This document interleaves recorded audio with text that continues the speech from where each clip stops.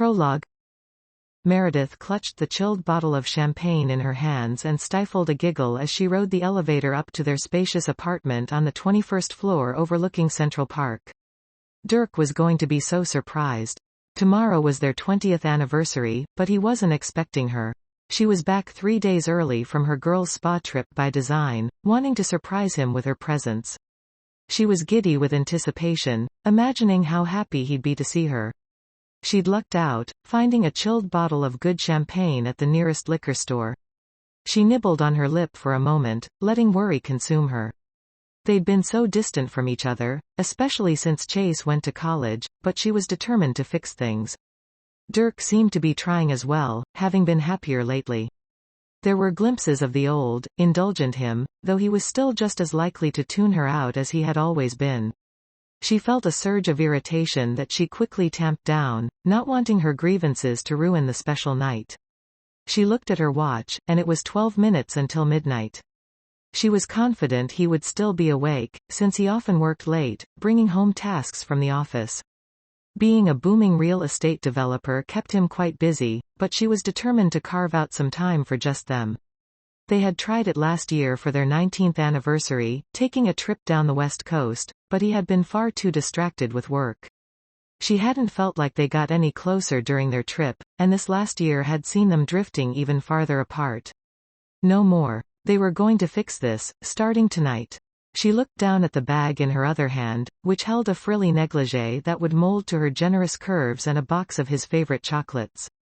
It was a recipe for romance, and she was ready to get cooking. When Meredith got off on her floor, she slid the shopping bag over her wrist so she could fish out her key. She knew right where it was in her purse, and it didn't take long to open the door and step inside the apartment. She frowned, feeling a wave of disappointment sweep over her. All the lights were off. It was rather late for him to still be at the office, but maybe he'd decided to go to bed early. She hesitated for a moment and then shrugged. If she woke him up, surely he wouldn't complain with what she had in mind. With her excitement renewed, she tiptoed down the hallway, wanting to make sure she surprised him. As Meredith neared the doorway to their bedroom, she saw the light on, and the door cracked. She could hear something, but she assumed it was Dirk having a conversation on the phone. She grasped the door handle and pushed it open, popping inside with a bubbly surprise. Happy anniversary. She trailed off, aghast at what she saw. Dirk had gone to bed early all right, but he hadn't done it alone.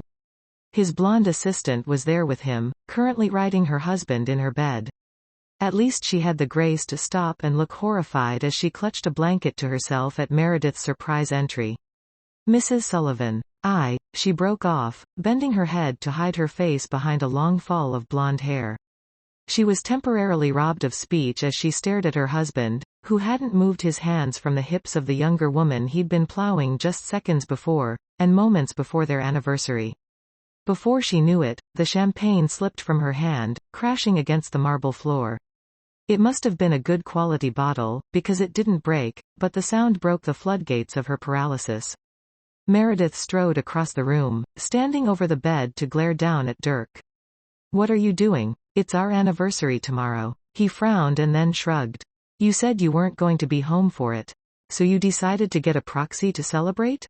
She glared at the other woman, struggling to remember her name. Amy? Andy? Annis. Annis, get your clothes and get out of my house. Meredith, calm down, said Dirk, sounding irritated, as though he had any right under the circumstances. Get out. She glared at Annis, not yet able to truly deal with Dirk.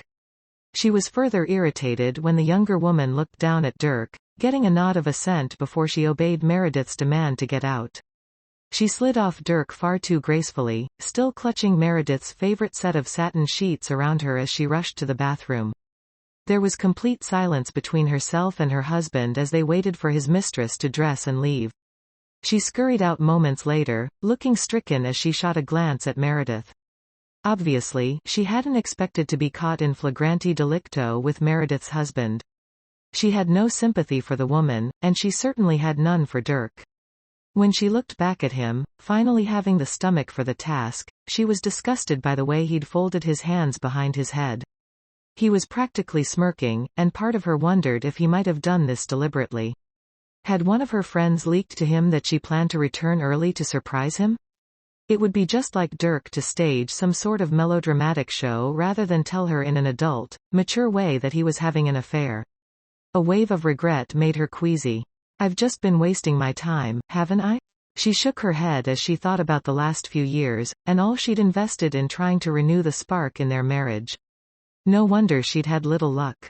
He clearly had no interest in reciprocating or bringing back the strong relationship they once had. Or maybe she only thought they'd had a solid marriage. Suddenly, she was doubting every bit of her life with him, wondering how much of it had been a lie, and what manner of subterfuge he had engaged in all along to keep her in the dark. Things have just gotten stale, Meredith. A man needs an outlet, you know?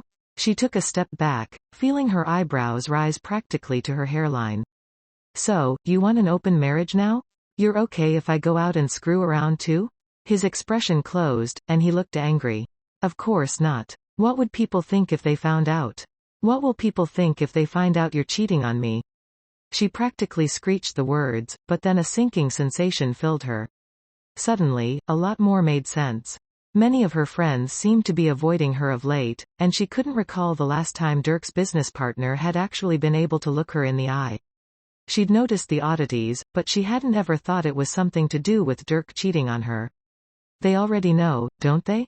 He shrugged. Some of them. It doesn't have to be a thing unless you make it a thing. Lots of people in our position have this kind of marriage. You get to have the benefit of my name and money, and you provide my hostessing and all the other things I need. Annis is just a little bit of fun on the side. She glared at him. I wonder if Annis sees it that way? I know I don't. I want a divorce, Dirk. As she said the words, relief filled her, and she admitted to herself she had been thinking about it for a while. She'd always tamped down the thoughts when they came to her, but she couldn't pretend she'd been anywhere close to happy for at least the last couple of years.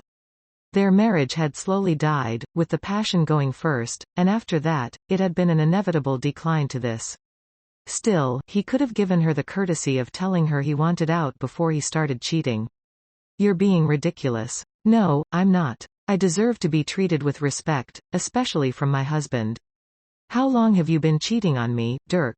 Give me an honest answer. She stared at him, pinning him like an insect stuck to a pad by an entomologist. Her gaze dared him to lie. He shuffled a bit in the bed, looking away before finally meeting her gaze. He seemed kind of sheepish but also a little proud. The first time was with Chase's Chinese nanny. Her eyes widened as she recalled the span of nearly a year when Yun, the Chinese student, had lived with them and helped provide childcare for Chase on a part-time basis. Her daughter had adored Yun, and so had Meredith.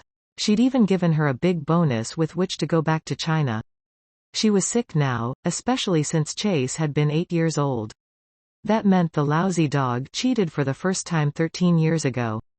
It was on the tip of her tongue to ask how many more, but she decided it didn't matter. It was probably better not to know. Whether it was 1 or 100, he'd betrayed her, and the outcome was the same. Why didn't you just tell me you wanted out? He let out a sigh of impatience, as though she were the one causing problems. He rolled out of bed and came over to stand beside her, not bothering to get clothed. She could tell from the way his erections strained that he must have taken one of his magic blue pills. She grimaced, curling her lip in disgust at all the ways he'd prepared to cheat on her. She shook her head. You're nasty. He glared. You don't have to be a bitch about it, Meredith. Yeah, I do. We're through. She started to rip off her engagement and wedding rings, but unfortunately, she'd had them on her finger for so long that they weren't going anywhere yet. She scowled down at them for a moment before glaring up at him. I'll have these cut off at a jeweler and melted down. Maybe you can recycle them for your next wife. He shook his head. You really are being quite childish about this. Can't we just talk? Her mouth gaped, and it took everything she had not to kick him in his shin. There's no talking this through. It's over. I wish I'd realized it years ago, because then I wouldn't have thrown away half my life on you. Tears burned the back of her eyes, and she blinked rapidly. I wasted so much time. It's called marriage. It's an investment. I chose you because you had good breeding, nice family connections, and you were pleasant in bed, Meredith. Most of those things still hold true, so there's no reason to dissolve our partnership. She wasn't certain if she could get any angrier, but he seemed to be trying to push her to that point. We don't have a damned partnership. I'm not your business partner. I'm not Stanley. For goodness sakes, I'm supposed to be your wife. She took a deep breath, not liking the screeching tone of voice coming from herself. Taking a step back, she glared at him once more. It really is over, Dirk. I don't want anything else to do with you. He crossed his arms over his chest as he laughed at her. You'll change your mind. Why don't you go somewhere and cool off? Maybe the Ritz? Once you feel better, we'll figure out our next step. My next step is to ask my girlfriends for the best divorce attorney they know. I'm going to drag you through the courts, humiliate you, and take you for everything. He flinched then, and his lips tightened. Don't be ridiculous. We can handle this matter in-house. She rolled her eyes at his continued use of business terminology. Had that always been his trend, to refer to their marriage as more of a merger? She'd have to analyze it later, but she didn't have the patience or the inclination to right now. All she wanted to do was get away from him, hole up in a nice hotel suite, and figure out what happened next. As she walked past the bottle of champagne, she bent to scoop it up, deciding she'd indulge in it alone. Whether it would be a celebration or a pity party, she couldn't imagine the champagne would be out of place. Where are you going? Somewhere where you aren't to figure out what I'm doing next. I won't be back, Dirk. Maybe something in the resolve in her tone got through to him, because he was quiet for a moment, and then he shouted, if you walk out the door, don't bother coming back. I'll leave you with nothing. You'll be the one who's humiliated and destroyed. Meredith realized she was still carrying the bag with the negligee and his candy, and she dropped it so she could lift her hand to give him a parting gesture that was nowhere near friendly. After that, she slammed the apartment door behind her with a surge of satisfaction, enjoying the way it rattled, though not as much as it should have due to quality construction. Then she was in the elevator and returning to the parking garage, where she'd left her Volvo. Her luggage was still in the trunk from her girls' trip, so there wasn't anything she needed at the apartment she shared with Dirk. He'd insisted on a professional decorating firm, so there wasn't even an abundance of family pictures in there. Each one she cherished was stored on her devices and backed up on the cloud.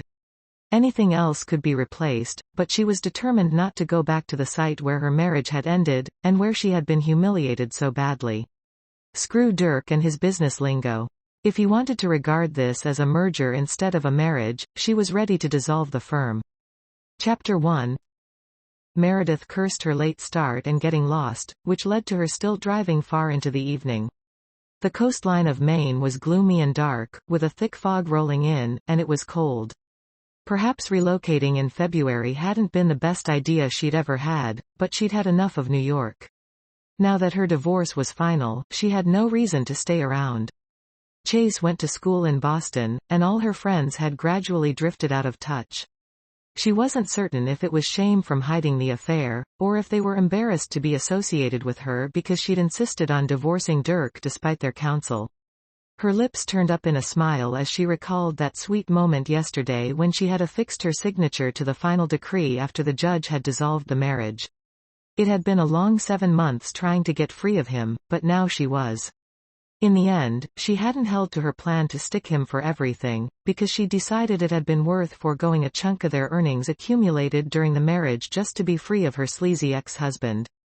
Despite the stress of trying to navigate unfamiliar, curvy terrain in the dark, she still managed a bright smile at the thought of him being her ex.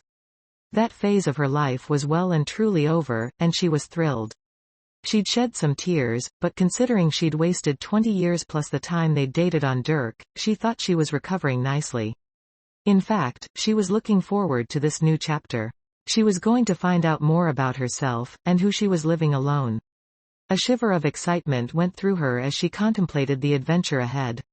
A lovely old inn awaited her, and it needed an innkeeper. As she finally saw the sign for Crowder, Maine on the highway ahead of her, she idly wondered if Lucy had seen some of this coming. Lucy Sullivan had been an eccentric old woman, and she'd been a source of some mockery for Dirk's family. Meredith had heard several horrible things about the woman before she finally met her when Lucy came to New York for a visit 4 years ago. She'd been anticipating a crazy woman, but they had clicked right away. She still smiled fondly thinking about the visit, and how close she and Lucy had become afterward. Lucy hadn't been much for technology, so they mostly exchanged handwritten letters, and her only real regret was she hadn't gotten to see Lucy again before the older woman passed from a stroke several months ago. Unfortunately, she had been in the depths of dealing with her divorce at that point, and it hadn't occurred to her to make a visit to Lucy, though she'd always meant to in the future. She hadn't known the other woman was ill, though she guessed it shouldn't have been a surprise, since Lucy was 76 when she passed away. The legal firm's representative told her it had happened while she was asleep, and Meredith hoped it had been a peaceful passing. When the attorney showed up at her doorstep, she at first assumed it was some new maneuver by Dirk to further cheat her in the divorce settlement, but instead, he had been a representative of Lucy's estate, there to present her with the deed for Three Crones Inn and the surrounding land.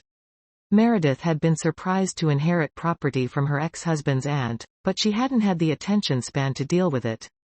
She'd simply accepted the bequeath and moved on at that point. Until she came across the paperwork in the back of a drawer just a few weeks ago. It had reminded her of everything, and suddenly, she had a backup plan. The idea of remaining in New York as a bored, divorcee socialite seemed tedious. She'd wasted enough time on that life, though it had never appealed to her. She might have been born into it, and Dirk had firmly enmeshed himself into her world, but she was looking forward to something new. She had the first stirring of doubt and she turned off the highway to take the Crowder exit. The town was tiny, much smaller than she'd expected.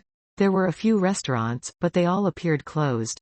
Her stomach rumbled then, reminding her she'd skipped eating earlier, wanting to arrive at her destination before it got too dark. Then she had gotten lost, and her provisions had long since given out. She slowed as she passed the grocery store, but it was shuttered and dark too. She couldn't even read the sign that told her the name. It wasn't quite 9 o'clock yet, but everything had shut down. She resigned herself to spending the night hungry, but as she was driving past the school, she caught sight of lights ahead. She slowed down, flicked on her left turn signal, and turned into the parking lot. A bar with a gas station awaited her, and that was a strange combination. It had a single pump, and it looked to be the old-fashioned kind that wouldn't even accept a debit card. She felt like she was in a time loop as she slowly got out of the car, locking it with her fob before entering the bar. At least it was open, though there were only a couple of other patrons. It had a musty smell that was a combination of old smoke and perhaps degrading fish. They were awfully close to the coastline, after all. She wrinkled her nose but ignored the stench, deciding this was her best option for food. That was affirmed by the small menu posted to the wall. She looked around, expecting a waitress, but no one appeared. Hesitantly, she started to move to a table, and an older man with a grizzled visage cleared his throat from behind the bar. She looked up at him. "Hello," he grunted. "Sit at the bar please, miss. It's just me tonight, and it's easier to serve you that way." She approached slowly, eyeing the other two patrons. They sat with a few bar stools between them, and they were both older men who appeared lost in their thoughts. They must have been depressing thoughts, or maybe it was just the atmosphere of the place weighing them down. She felt like it was pulling her down too as she sat on a rickety barstool. "What'll you have? Do you still have food?" I can fry up something." He handed her a small sheet. She looked down, seeing it was the appetizer list. Everything was fried, but she was too hungry to be picky. After selecting a few items, she said, "I don't suppose you have sparkling water in a bottle?"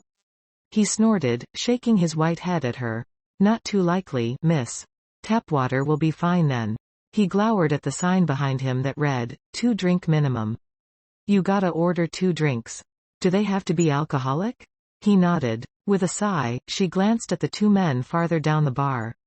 "I guess another round for them on me." Apparently, that suited the man just fine, because he grunted and turned away. She watched him walk behind the bar and disappear into the kitchen. Seconds later, she heard a sizzle as he dropped something in hot oil, and then he returned. He poured one of the other patrons a shot of something and gave the other one a glass from whatever he had on tap before giving her a glass of water. Both men looked at her and nodded, so she smiled in return. "You headed to Portland, miss?" asked the old barkeep when he returned to her vicinity. That was the closest large city, but she shook her head. "No, I'm here to stay." He laughed. "Don't think you'll find that barstool very comfortable."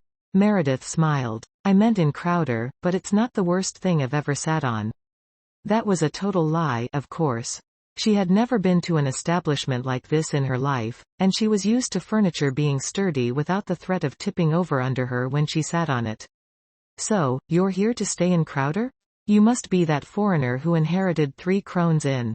Meredith blinked. I'm not a foreigner. I was in New York City. He snorted. Might as well live on the moon as be from that crazy place. She wasn't certain whether to be amused or insulted, so she decided to go for a neutral response. Do you mean the Three Crones Inn? He shrugged. That's the official name, but folks round here tend to call it Three Crones Inn. He lowered his voice lightly in a conspiratorial way as he leaned across the bar. It's 'cause of them ghosts. Meredith frowned as a chill slipped on her spine. Ghosts? Aye. By all accounts, there must be at least 3 of them that live there. At least, that matches up with what folks have seen over the years. He gave her a look full of pity. If I were you, I wouldn't want to inherit that place. I might be tempted to turn right round and go back where I came from. That's not an option. A beeping from the kitchen interrupted any reply he might have made, and he grunted at her before he turned to fetch her food. He returned less than a minute later with everything dumped into a large plastic basket lined with paper. How long have you lived here? Meredith dipped a fry in ketchup as she asked before popping it in her mouth. Fries weren't part of her usual diet, but she couldn't deny it tasted heavenly. That probably had something to do with the layers of old oil from years of use that imparted their unique flavor. She tried not to think about that. All my life. Come from a long line of Crowders. Is your name Crowder them? He shook his head. I'm Abel White, and I inherited this place from my daddy, who got it from his once grandpa retired from fishing. He held out a hand, seemingly not bothered by the fact she had a little grease on her fingers when she shook his. I just call myself a Crowder. That's what we townsfolk do. Is that why I'm a foreigner? She couldn't hide a bit of amusement at that. Apparently, New York City was a foreign country around here.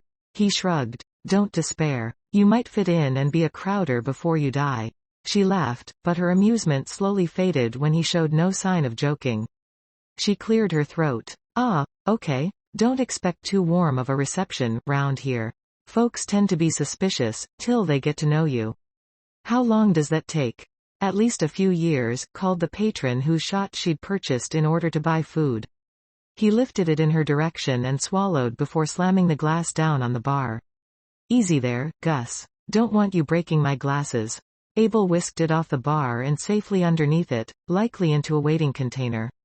Either that, or he'd just recycle it for the next customer without the bother of washing it first. That was a concept better not considered. I'm not sure I'll be here for years. I just needed to get away from New York for a while. Abel nodded, looking unsurprised. That's exactly why folks don't open up much to outsiders round here. They tend to be gone before you can get a real sense of them. She managed a tight smile, but she was feeling less encouraged by the moment. She had regarded Maine as a sort of refuge, a place to regroup and gather her thoughts before deciding what came next. She hadn't anticipated being regarded as an outsider, and she wondered if the town would be at all welcoming. She kept her attention focused deliberately on her food, suddenly not wanting any further conversation. That seemed to suit Abel and the other patrons just fine, because he drifted to sit on a chair behind the bar, lifting an old Louis L'Amour novel that looked like it had been well thumbed. After she finished her unhealthy but completely delicious meal, she rifled in her purse for cash. Surely, Abel must take cards, but it just seemed like the kind of place where he preferred not to. She left a generous tip and wished them all a good night before exiting the sea shanty a short time later. She wondered if she should have asked for directions, but she had put in the exact coordinates into her GPS, so she probably wouldn't need them. Deciding to brush off her doubts about staying in Crowder, she returned to her car and followed the GPS's directions. Less than 20 minutes later, her Volvo was climbing up a steep hill, and she could see the inn in the distance. It rested on a cliff, and she imagined it was going to have a breathtaking view when it wasn't shrouded with fog. There was a set of iron gates at the foot of the driveway, and they were closed. She groaned to herself, wondering if she needed a combination or a key, but after she got out of her car and investigated, she discovered they had just been shut, but there was nothing locking them. She pushed one open and drove through, deciding not to bother with closing it behind her. It was a wet and dreary evening, and she just wanted to get inside the inn. She was looking forward to a toasty fire, and she'd called ahead to ensure all the utilities were turned on. She didn't know for sure there was a fireplace, but surely in a place like Three Crones Inn, there must be one somewhere in the house. It was difficult to make out details in the dark, but she could see the inn was larger than she'd expected.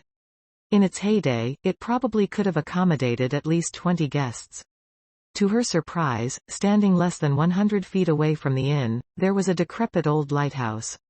Of course, there was no light shining from it, and from what her headlights illuminated through the fog, it seemed about 10 seconds from falling over.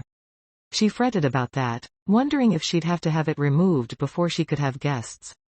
She parked in front of the entrance, finding herself near a fountain. It had certainly seen better days, and there was no water running. It featured cavorting cherubs, but one of them had lost its head, and she winced at the macabre sight.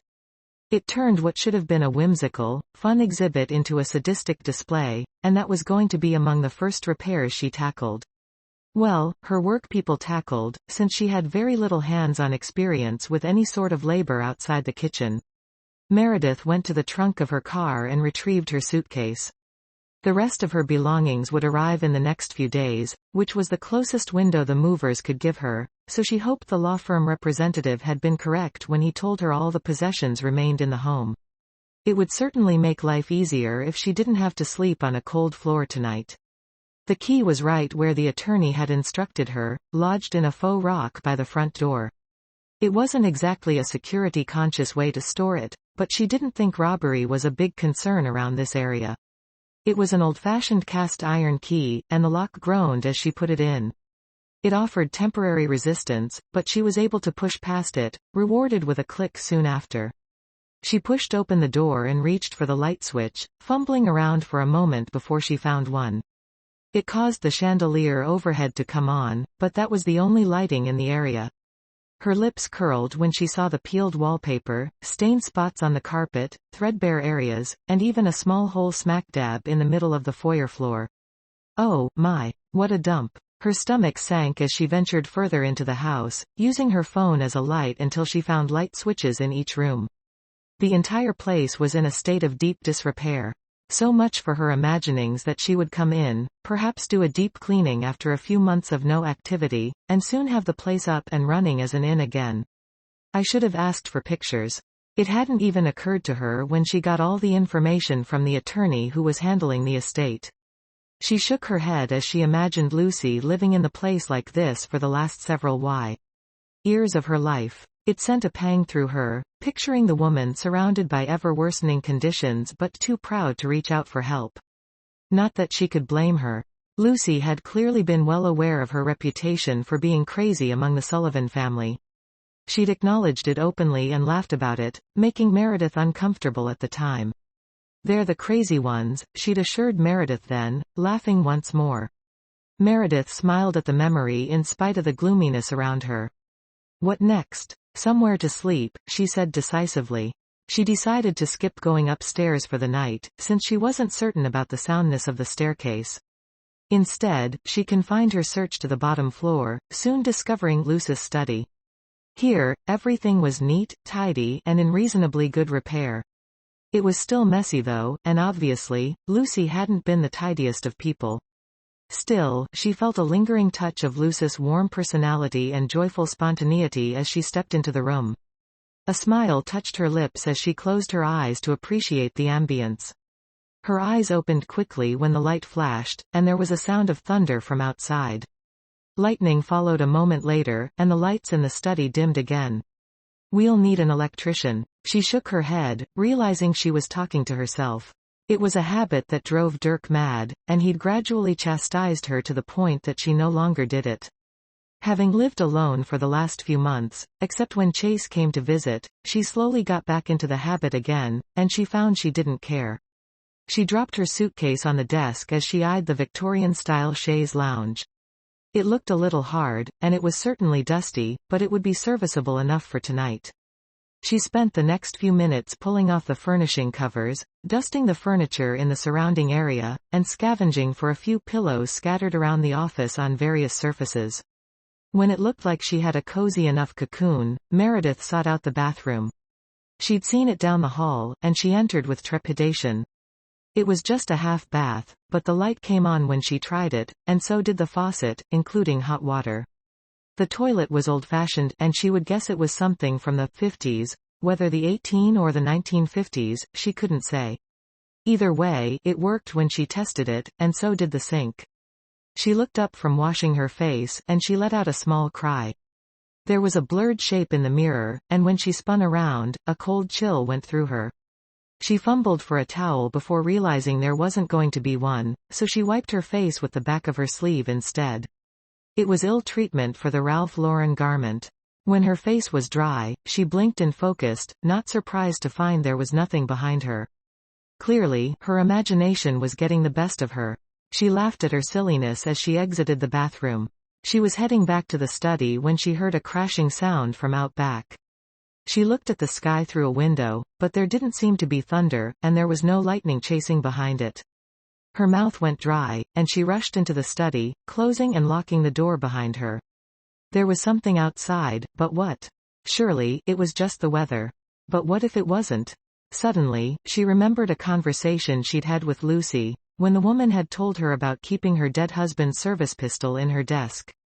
Meredith didn't know much about guns, never having fired one, but it would give her at least a false sense of security, so she rushed over to the desk. The chair squeaked when she sat in it but was surprisingly comfortable considering how old it was. She opened the first drawer, reaching in to find nothing. It was the same with the second and the third, but when she moved to the desk drawers on the other side, she found a locked box with a key beside it in the middle drawer. She pulled out the metal box and unlocked it, finding a revolver inside. Lucy had referenced this as her husband's service revolver, not specifying in which war her husband served. Meredith wondered if it had been from the Crimean War. It was certainly old enough. She doubted it would even fire should she know how to load it and do so, but it might provide some level of intimidation if someone was trying to break in.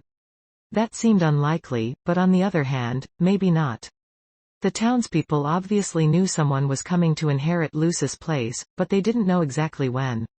If someone wanted to steal her blind before she arrived, they'd do it under the cover of darkness.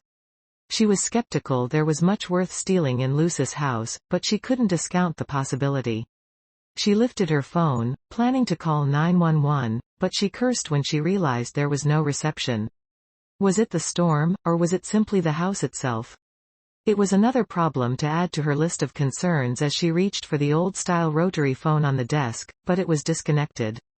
It had never occurred to her to call the phone company and ensure there was a landline in place, because she hadn't used one herself for more than a decade.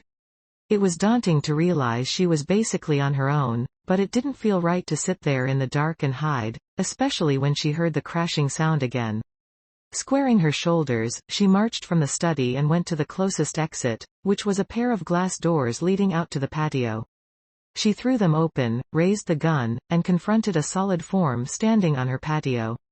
"Drop what you're holding and show me your hands." She was proud at how confident she sounded, though her hand shaking as she held the pistol somewhat belied that. Thunder rumbled, almost drowning out his voice entirely.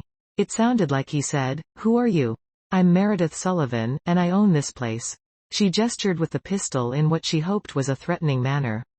"Just who are you, and why are you on my property?" He let out a sigh of irritation. "My name is Hunter Ellison, and I'm Lucy's caretaker. You can put down the gun. We both know it wouldn't fire in its current state." It took some of the wind from her sails as she slowly lowered the gun, though she didn't put it away just yet. That he knew about it and recognized its state of disrepair indicated he was probably telling her the truth. "May I see some ID?" He let out another sigh of irritation, but he reached into his pocket for his wallet, which he extracted a moment later.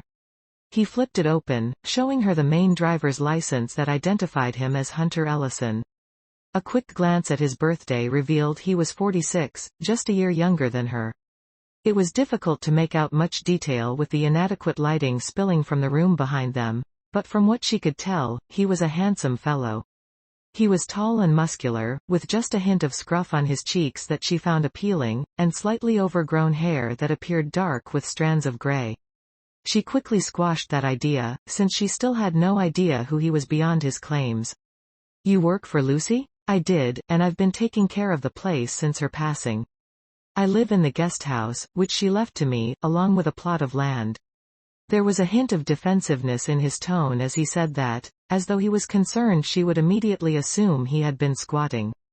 She lowered the gun completely, slipping it into the pocket of the raincoat she hadn't gotten around to removing yet. "Sorry about this." She gestured to her pocket. "I heard a noise. And I didn't know what was going on. A sensible person would have called the police. I don't have a phone that works around here." He nodded. "Yeah, cell reception comes and goes up here. You'll definitely want to get the landline in the main house turned on again." She nodded, but she stared at him pointedly. "So, what were you doing out here?" He gestured downward, and she saw he'd been loading bags of soil into a wheelbarrow. She arched her brow. "Is this really the right time for that? It's about to rain heavily, and I didn't want the soil to be ruined." "I didn't know you were coming yet, Mrs. Sullivan." She managed what she hoped was a warm smile. "Please call me Meredith. You must have known Lucy well, and I'd like to talk with you more about her, and what it is you do around here." He nodded. But probably not tonight. You should get in before the rain really starts, and I'd like to put away this soil before it gets too wet. Cold damp can play hell with my hip." He rubbed his left hip as he said that. He didn't seem old enough to have bad hips. "Are you all right?" "It's nothing. Just an old injury from when I was in the service. Gut shot, and it's the kind of wound that keeps on giving for years and years." He sounded carefree enough about it, and his easy chuckle indicated he was resigned to the situation. The sound of his laughter sent a warm sensation flooding through her, and she quickly stepped back. "In that case, I'll tell you good night, Mr. Ellison." "Good night, Mrs. Sullivan." Meredith. She really didn't like to be called Sullivan these days, knowing what a dirtbag Dirk was, but she wasn't eager to take back her maiden name either. He nodded. "Hunter." She watched for a moment as he loaded the last bag of soil into the wheelbarrow, which caused it to creak against the stone of the patio. That must have been the sound she'd heard before. She turned and went back in the house, closing the door and locking it behind her, leaving on the light in the sunroom that led to the patio. It was a courtesy for him, but she also didn't want to sleep in an entirely dark house with which she was unfamiliar. As she laid down on the chaise lounge a few minutes later, struggling to get comfortable, she finally managed to find a spot she could sleep in. She did remember to pack a throw, so she was semi-warm, and her eyes were drifting closed when she heard a rattling and squeaking sound from overhead. It clearly came from upstairs, and her eyes snapped open. For a moment, she remembered Abel's claim about the 3 ghosts who lived in the house. She told herself that had to be nonsense, though she couldn't help recalling the incident she'd experienced when she visited that small town in Oregon. She couldn't prove it, but she was certain she'd seen something otherworldly at the Newcastle bed and breakfast. It was all a hazy recollection now, and whenever she thought of the town, it was mostly a blank partition in her memory, but she was convinced something had occurred there. "Stop scaring yourself silly. Remember what Dr. Barker said." He had been her therapist from the time she was 11 until she was 17, when he finally got tired of bilking her mother out of money, because he was retiring to Boca Raton. He'd basically told her over and over that it was all her imagination, and the trauma of losing her father so young had been what prompted her to see things no one else could see. Meredith had tried to believe him and temper her imagination. It was an ingrained habit by now, though there were times she still thought she'd seen things. Since she hadn't for a while, she shook her head at her imaginings, firmly closed her eyes, and ignored the next time she heard the creaking sound from upstairs. Soon enough, she was asleep after her exhausting day. Chapter 2. Meredith woke with renewed resolve the next morning, determined to get everything in order. So what if it would take longer than she'd expected? She might not be ready for guests in the time frame she'd anticipated, but she wasn't too disappointed. Renovating the inn gave her something to look forward to and something to focus on, and it also allowed her to add her own personal touches. Maybe it was actually a blessing the place was currently a decrepit heap. She had to venture upstairs to find a bathroom that contained a shower, which she discovered adjacent to what was probably the master bedroom. More of Lucy's mark was around the room, and it had a personal, lived-in feeling. The bathroom was also newer, clearly having been renovated sometime in the last 25 years instead of 200 like the rest of the house. After a quick shower, she changed into more serviceable clothing, anticipating she'd get messy. First, she wanted to find help getting this place cleaned up though. She walked down the stairs, and she hadn't paid much mind when going up. Thankfully, there were a couple of creaks but nothing more. It seemed relatively sound, at least structurally, so that was one less thing to focus on. She searched for 20 minutes to find a phone book for Crowder so she could book a cleaning service, but there didn't appear to be one in the house. Her phone still didn't have reception, but when she took it outside with her, planning to track down Hunter, she was able to get a signal when she stepped out into the garden. She looked away from her phone to take in the sight of the overgrown and ill-kept garden. She moaned, wondering just how long that would take to renovate. That was something else about which to ask Hunter. She used the browser to search for a cleaning service in Crowder but found nothing. With a sigh of defeat, she walked down the path, hoping it would lead to Hunter's place. She could see a small structure in the distance that she assumed was the guest house. As she got closer, it seemed more and more likely that it was his home. It was in a neat state, carefully repaired, and recently painted. A white picket fence surrounded the area that must be part of his home, and his yard and garden were as tidy as could be. She couldn't help wondering exactly what Lucy had paid him for if he let the grounds get into the state they were in, but she didn't want to provoke a fight just yet. Instead, she walked up the stone steps and knocked on the wooden door. It was set into a stone cottage, and though it was obviously an old structure, it appeared to be well made and solid. After she'd knocked, she waited, and then she heard barking. It was coming from in the house, followed by a sound of a large animal scrabbling across the floor, and then the barking reached peak decibel on the other side of the door. "Calm down, Duncan," called Hunter. She recognized his voice through the door. It opened a moment later, and Hunter stood framed in the doorway. There was a mixed-breed dog beside him who came up to Hunter's waist. He appeared to have some Saint Bernard, but he was predominantly a brindle Great Dane. Despite his loud barking and huge stature, he was wagging his tail, and he didn't seem particularly threatening. "Is it okay if I say hello?" Hunter gave her a crooked grin. "Sure, but I might not reply." She huffed a sigh. "I meant to your dog." He chuckled as he stepped aside, inviting her in without words. Meredith squeezed past him, barely able to because of the dog's enthusiastic greeting. Duncan didn't jump on her, but his natural height made it seem like he had. He was easily able to slurp her across the chin with his long pink tongue, and she rubbed his head. "Who's a pretty boy? He probably won't answer," said Hunter, obviously determined to be a smartass. She cut a dismissive gaze to him before looking back at the dog, whom she found infinitely more charming. "He's quite adorable. You can learn a thing or two from him." She sniffed at him as she stood up. "I was hoping you could help me." He arched a brow. "What do you need help with?" "I need a cleaning service, but there doesn't appear to be one in Crowder." He snorted. "There aren't that many conveniences available in Crowder. You'll probably have to go to Portland, but you'd need to anyway with trying to hire for 3 Crones. She rolled her eyes. "Must you call it that too? Surely, you aren't superstitious enough to believe it's haunted?" As she asked the question, Meredith realized she wasn't certain what answer she wanted. If he immediately agreed, she might rest easier, but if he hesitated, it might mean he had an open mind. Hers was forcibly opened, so she certainly couldn't discount the possibility that ghosts existed.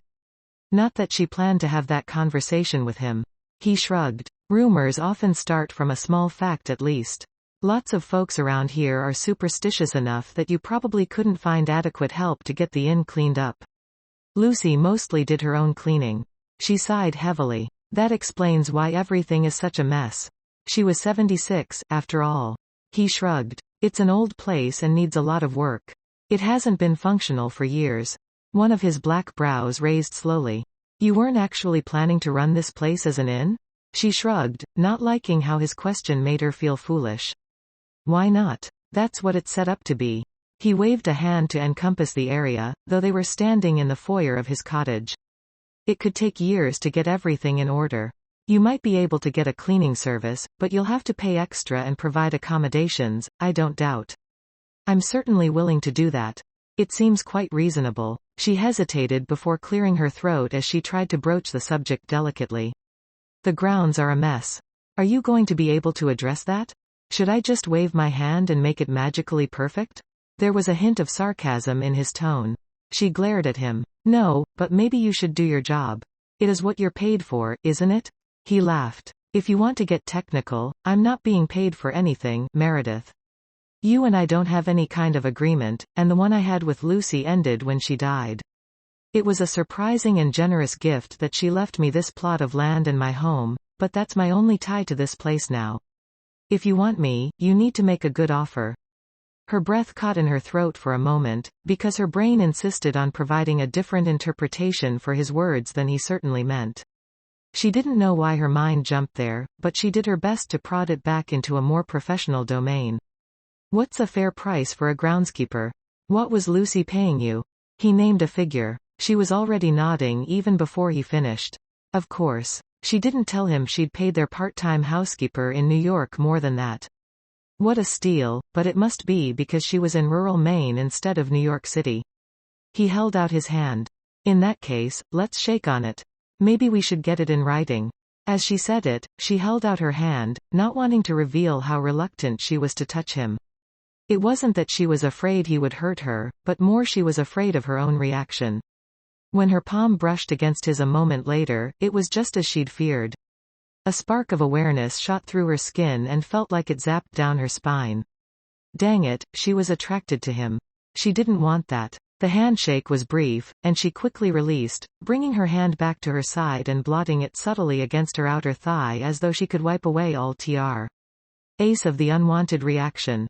Now that that's settled, do you think you could start on the grounds? He grinned. I had planned to anyway, Meredith. She shook her head in confusion, not certain how to read him. With a word of parting to the dog, and purposely denying him one, she left his cottage and returned to the patio. Once again, she was able to find a signal, so she used it to search for cleaning services in Portland. It took 20 minutes before she found one that was willing to send a crew who would stay overnight until the job was done. Since they were sending 6 people, she was optimistic that they might finish within a week. She hoped. They weren't due to arrive until the next day, so that gave her time lay in supplies and check out more of the town. She had the craziest urge to check in with Hunter to tell him where she was going before she left, but she ignored it. As she was getting into her car, she felt like someone was watching her. A chill ran down her spine, and she looked up. For just a second, she thought she saw something semi-transparent in the window of the second floor, but when she blinked, it was gone. Convincing herself it had simply been a trick of the light, she slid into her Volvo and tried to forget that. Crowder was just as small as it had seemed the night before. In fact, it was even starker in the light of day, because she could see just exactly how much wasn't there compared to what she was used to from living in New York. There seemed to be one hair salon, and there wasn't anything posted about them doing nails. She supposed she could learn to do her own manicures, and with all the cleaning and decorating ahead of her, it would be silly to keep acrylic nails anyway. There was a doctor's office, the hardware store, Abel's bar, another gas station besides the one associated with the sea shanty, and a few other things. The predominant street in town seemed to be Montrose, and as she followed it to the end, she found a reasonably sized grocery store called Montrose Family Grocers. She pulled in and parked in the semi-busy parking lot. She was already making a mental list as she got into the store, claimed a cart, and started shopping with the plan of accommodating herself and a cleaning crew of 6 for at least a week. And Hunter? Would he want to eat with them? She hadn't thought to ask, but he'd had a nice little kitchen in his cottage, so he probably did most of his own cooking. Still, it might be a good idea to figure him in the calculations, just in case. Watch it, said a crotchety old voice. Meredith blinked, realizing she hadn't been paying attention to where she was going, and she'd nearly plowed into another cart on the other side of the aisle. A small old man stooped at the waist stood behind it, and he was glaring at her. Oh, I'm so sorry. I got distracted. Are you all right? After a moment, he nodded slowly. I suppose I'll leave. You need to pay more attention to where you're going, young lady. She bit back a grin, realizing he'd used the same kind of tone on her that she used to use on Chase when her daughter was misbehaving. Yes, sir. He appraised her for a moment. You're not from around here. He said it like a statement of fact. She supposed it was obvious. Even in jeans and a sweater, she didn't quite fit in. For one thing, they were designer clothes, and she doubted very many people wore such exclusive labels living in Crowder. She nodded her agreement. I'm from New York City. He frowned, his gold glasses obscuring his eyes, but not his bushy white brows. You must be the foreigner taking over Three Crones. She wasn't surprised to be labeled as a foreigner this time, so she just nodded. I'm Meredith Sullivan, and Lucy left me 3 Crones Inn.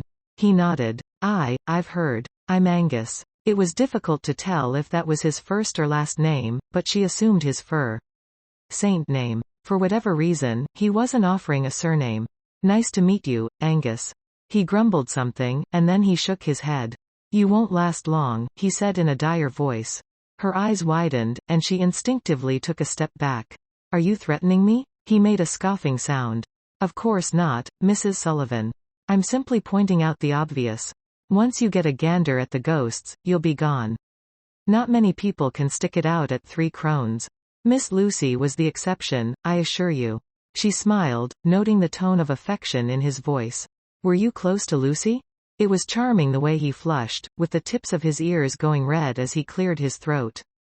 We were friends after her husband and my wife died. She'd be willing to bet they were more than friends, but she certainly wasn't going to be intrusive. If you feel like coming for tea sometime, Mr. Angus, I'd love to hear more about Lucy. I met her a few times, but always in New York. There's a lot I didn't know about her. He seemed to ponder for a moment, and then he nodded slowly. I suppose, though I might prefer you come to my place. Never could feel settled when I was at 3 Crones. She gritted her teeth but let the continued use of 3 Crones pass. She had a feeling she was going to hear it a lot around Crowder, and it wouldn't do anything besides label her as difficult if she complained each time someone called 3 Crones Inn. After parting from Angus, she still didn't know if that was his first or last name. She started collecting items from her mental list. She hoped she hadn't forgotten anything, and she wished she'd thought ahead to make a written list. With the advent of perimenopause, her memory seemed far worse than ever.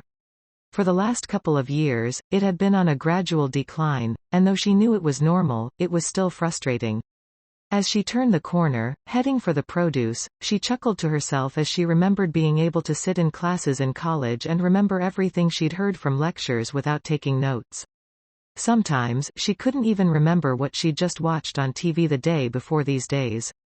She was sticking bags of lettuce into her cart when a woman in a pink shirt approached. She had the logo of the grocery store appliqued on the left side of the polo, and she wore a friendly smile. Howdy there. Hello. Do you need any help with anything? Her name tag identified her as Courtney. No, I'm doing fine. As she moved on from the lettuce to the tomatoes, she eyed Courtney from the corner of her eye. The woman had to be around her age, and she was tall and gangly, with a pretty face, a smattering of freckles, and hazel eyes. Meredith had what she considered boring blue eyes and always envied people with hazel orbs. Gray liberally streaked her red hair, but her face was still relatively unlined. It was obvious the employee was curious and looking for a reason to hover, so after she'd finished selecting the tomato she wanted, she turned more fully to Courtney. Holding out her hand, she said, I'm Meredith Sullivan, and I'm not from around here. I'm the foreigner who inherited 3 Crones Inn. Courtney shook her hand, grinning. That's pretty informative of you. Meredith smiled. Let's just say, I've heard that a couple of times now. People around here like to gossip. It's one of their favorite pastimes. She shrugged. They mean well, but they can be a bit cliquish. Might take you a while to settle in. The more she spoke, the more Meredith realized she didn't have the typical northern Maine accent. At least not the one she'd grown accustomed to during her brief stay in Crowder so far. You seem like you might be a bit of a foreigner yourself. Courtney grinned. I'm originally from Texas. I married into the Montrose family. And it took me a good 6 years of running the store with my husband before people started to really trust me. That's discouraging to hear. I really don't want to be treated like an outsider for 6 years.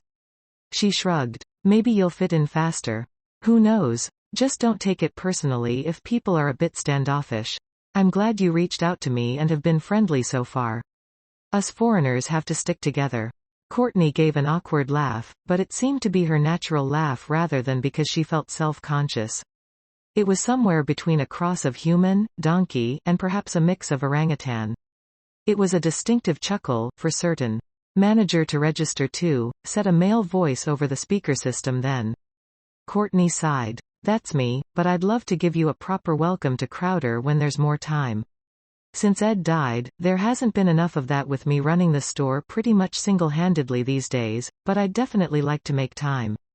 Maybe you could come over for dinner this weekend?" Meredith instinctively shook her head, not missing Courtney's look of disappointment. "I'd like to, but I'm going to be entertaining the cleaning crew for at least this week." "Maybe next week?" After a moment, Courtney nodded. "Abel reduces the cost of his already cheap swill on Tuesday nights if you want to meet there around 8? "Sure, I'd be happy to. Thank you for the invitation." "Manager on register too," said the impatient male voice again. Courtney sighed and rolled her eyes. "My work's never done. I'll see you Tuesday then, Meredith." Meredith waved to her before finishing in the produce section. She moved on to the dairy and finished shopping with the snack aisle. When she got to the front, there was a place for 3 registers, but only one of them was open, the middle one, occupied by a young man who could have been around her daughter's age. He looked familiar, and as she got closer, she realized why. He bore a striking resemblance to Hunter, but a lot younger. His name tag read Brett, and his shirt was a dark pink instead of the light pink Courtney wore. She wondered if that was because Courtney was the manager, or she just wore what she wanted because she owned the store. As she unloaded, she asked, "Do you know Hunter Ellison?" The kid's eyes widened for a moment before he slowly nodded. "You could say that. He's my dad." He certainly seemed to have his father's sense of wiseacre-ness. "Hunter works for me." It sounded strange to say that, but after their morning conversation, it couldn't be phrased any other way. She'd kind of inherited him from Lucy as well. The young man nodded after a moment. "You must be the gal from New York who's taking over Lucy's house." "That's me." She finished unloading her cart, and she just had to wait for him to finish bagging and ringing up everything. He seemed to go slowly, but maybe that was just the pace in the town. It was something she would have to adapt to, but she might even come to enjoy a slower pace. "Did you know Lucy?" He shrugged a shoulder. "Sort of. I saw her a lot of times when I visited my dad." "Do you see Hunter a lot?" His expression closed. "Not really." There was a world of mystery without any explanation in his words, and his body language suddenly radiated rejection. He obviously didn't want to talk about that. At least it hurried up his pace, and he soon had her checked out, with all her bags loaded and back in the cart. He gave her the total, and she was surprised.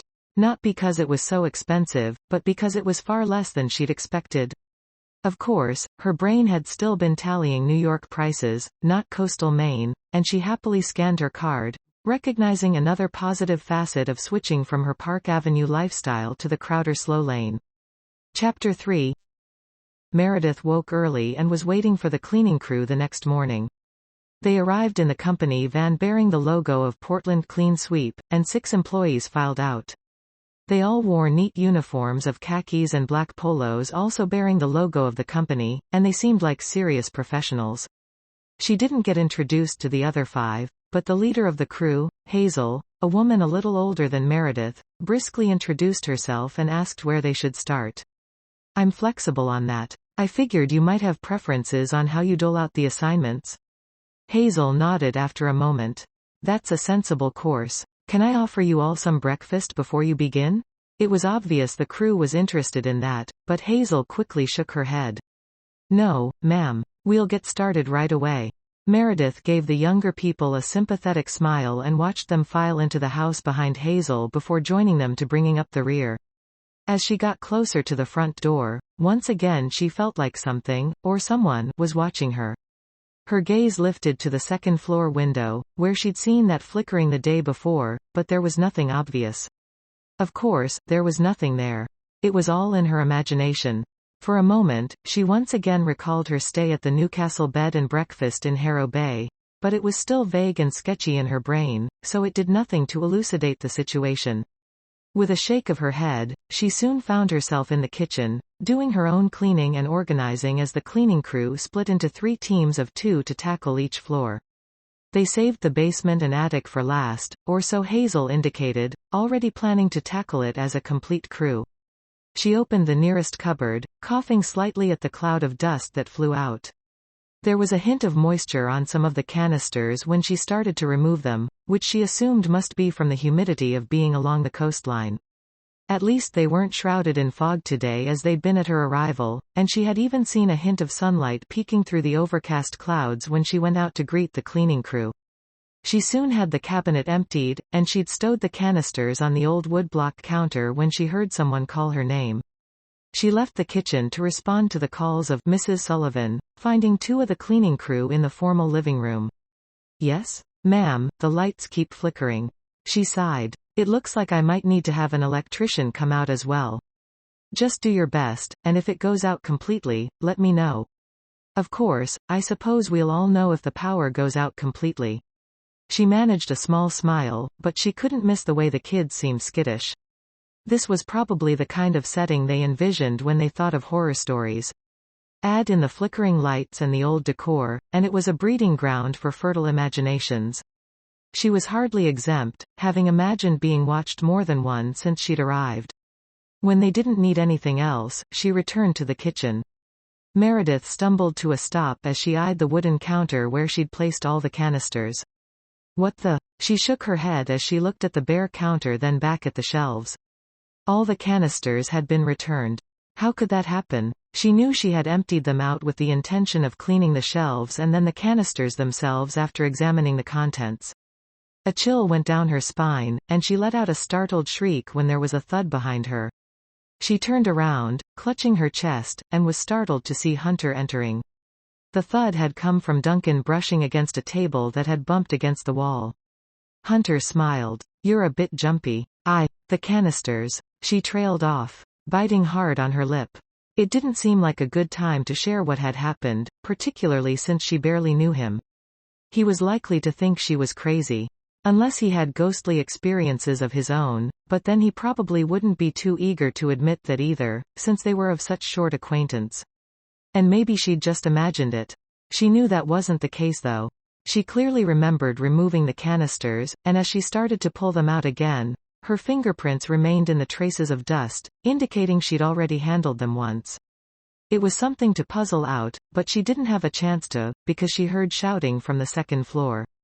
She ran in that direction, but Hunter was ahead of her. His longer legs gave him an advantage, and he arrived at the scene of the shouting seconds before she did. She skidded to a halt before running into him, nearly colliding, but managing only to brush her shoulder against his. It caused that unwelcome tingle of reaction, but she didn't have time to dwell on it. What's all the shouting about? The vase moved from over there to over here, said one of the young women in the black polo. Her cleaning partner, a young man a few years older than her, scoffed. No, it didn't. You're just imagining things, or maybe you brushed against the table. The blonde frowned at him. I know what I saw. You're losing it, he said with a smirk as he turned back to cleaning. Meredith gave the girl a sympathetic smile, but she didn't add much. What could she say? If she conferred that she believed the woman, it might raise eyebrows among the rest of the cleaning crew, and possibly with Hunter as well. Though she didn't know him well, she already knew she was going to need his help to get the inn fully restored, so she couldn't risk alienating him by having him think she was a crazy lady seeing ghosts.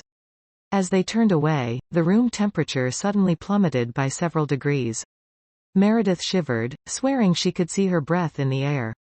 Before she could say anything, the cold spot had dissipated as quickly as it came. It prodded something in the back of her mind, but she couldn't quite recall the details. She looked at Hunter, who had been walking beside her. Did you feel the cold spot?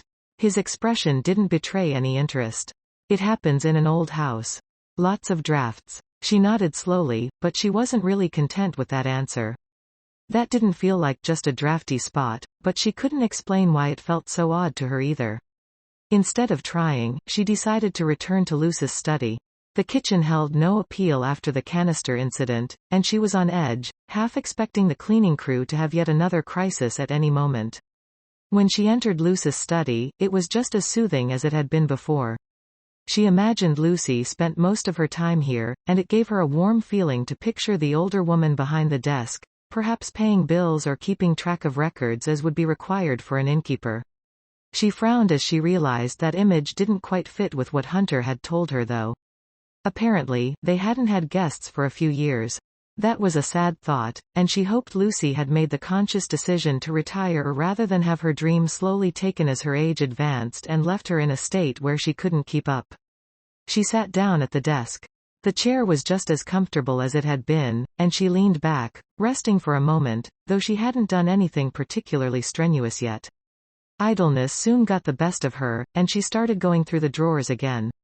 She'd been searching for something specific the other night when going for the revolver, but this time, it was all more leisurely exploration. Mostly, Lucy had an accumulation of junk, but in the third drawer down, she found a powder blue leather journal with a navy blue ribbon attached to it. She opened it, seeing a list.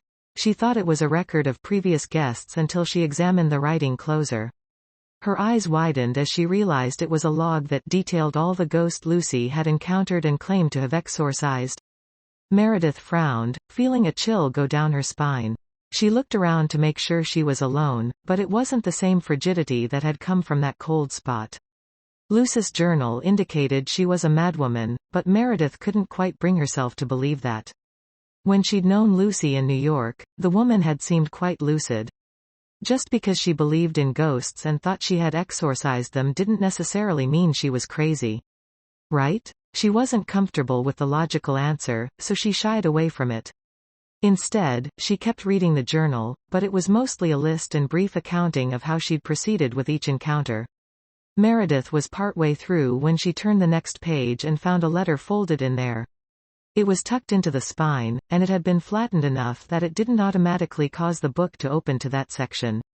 She felt a bit like she was snooping as she pulled out the letter, telling herself she would just identify for whom it was written and see if she could get it delivered. Her eyes widened with shock when she unfolded the letter and saw her own name at the top. Dear Meredith, I'm writing this but I'm not certain I'll ever be able to send it to you. Most likely, you'll find it at my death, because I know how crazy it sounds. You seemed to like me and have a good opinion of me when we met, and I want that to continue. I don't want you to dismiss me as a crazy old lady, who believes in ghosts. I don't think I'm crazy, but I do believe in ghosts. I believe in what my senses have shown me to be true over the years, and I suspect you've had your own share of encounters as well, whether or not you're ready to admit to it. Meredith shifted in the chair, suddenly uncomfortable and anxious. She thought about folding the letter and returning it to the book without reading it, but curiosity got the best of her. She bent forward again, continuing to read Lucy's neat cursive. I recognized it in you the first time we met. You have magic in your line. Somewhere, there's a necromancer or two in your ancestry. Necromancer? Wasn't that something to do with the dead? The thought chilled Meredith, but she couldn't stop reading now. You can control the dead, at least to a certain extent. Maybe not you personally, because it depends on the level of power you have and how you cultivate it. I could feel it coming from you, but I don't know how much there is. I suspect you'll never be a full necromancer, but you can probably accept possession, and you might even be able to redirect the dead. It's going to be handy for the task awaiting you at the lighthouse. I'm sorry to thrust this upon you, but... Meredith turned over the letter, expecting it to continue, but there was nothing on the back. With a frown, she looked at the book, but there wasn't another page. She even picked up the journal and flipped through it upside down, shaking it to dislodge anything it might hide, but nothing else fell out. Either Lucy hadn't finished the letter, or part of it had gone missing. What was she talking about, and what task awaited her at the lighthouse? She tucked the letter in her pocket and stood up, deciding to check out the lighthouse for herself. She left the house and walked toward it.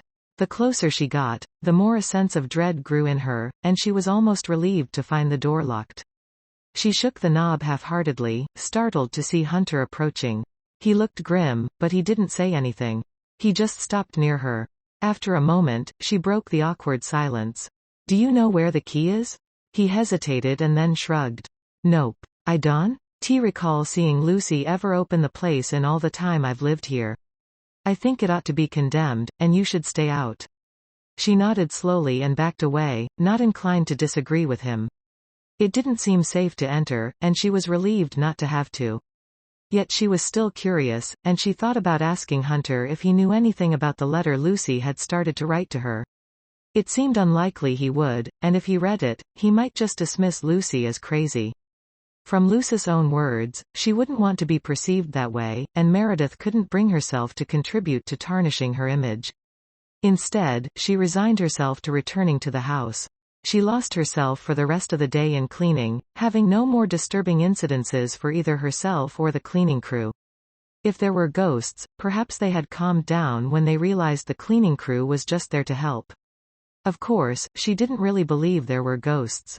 Did she? As she glanced out her window late that night, there was a flickering coming from the lighthouse. She could see it through the window at the top of the structure. It didn't look like anything easy to explain, such as a blinking bulb. The flickering was almost rhythmic, as though someone or something was trying to communicate. A wave of curiosity swept over her, but it was quickly drowned out by a stronger sense of self-preservation and the mental reminder that she didn't have access to the lighthouse unless she broke the lock or found the key. It was with a mix of relief and a sense of cowardice that she dropped the curtains and stepped back, deciding to go to bed and ignore the cryptic lighting. Chapter 4. After the rocky start with the cleaning crew, things had calmed down, and Meredith was lulled into a false sense of security.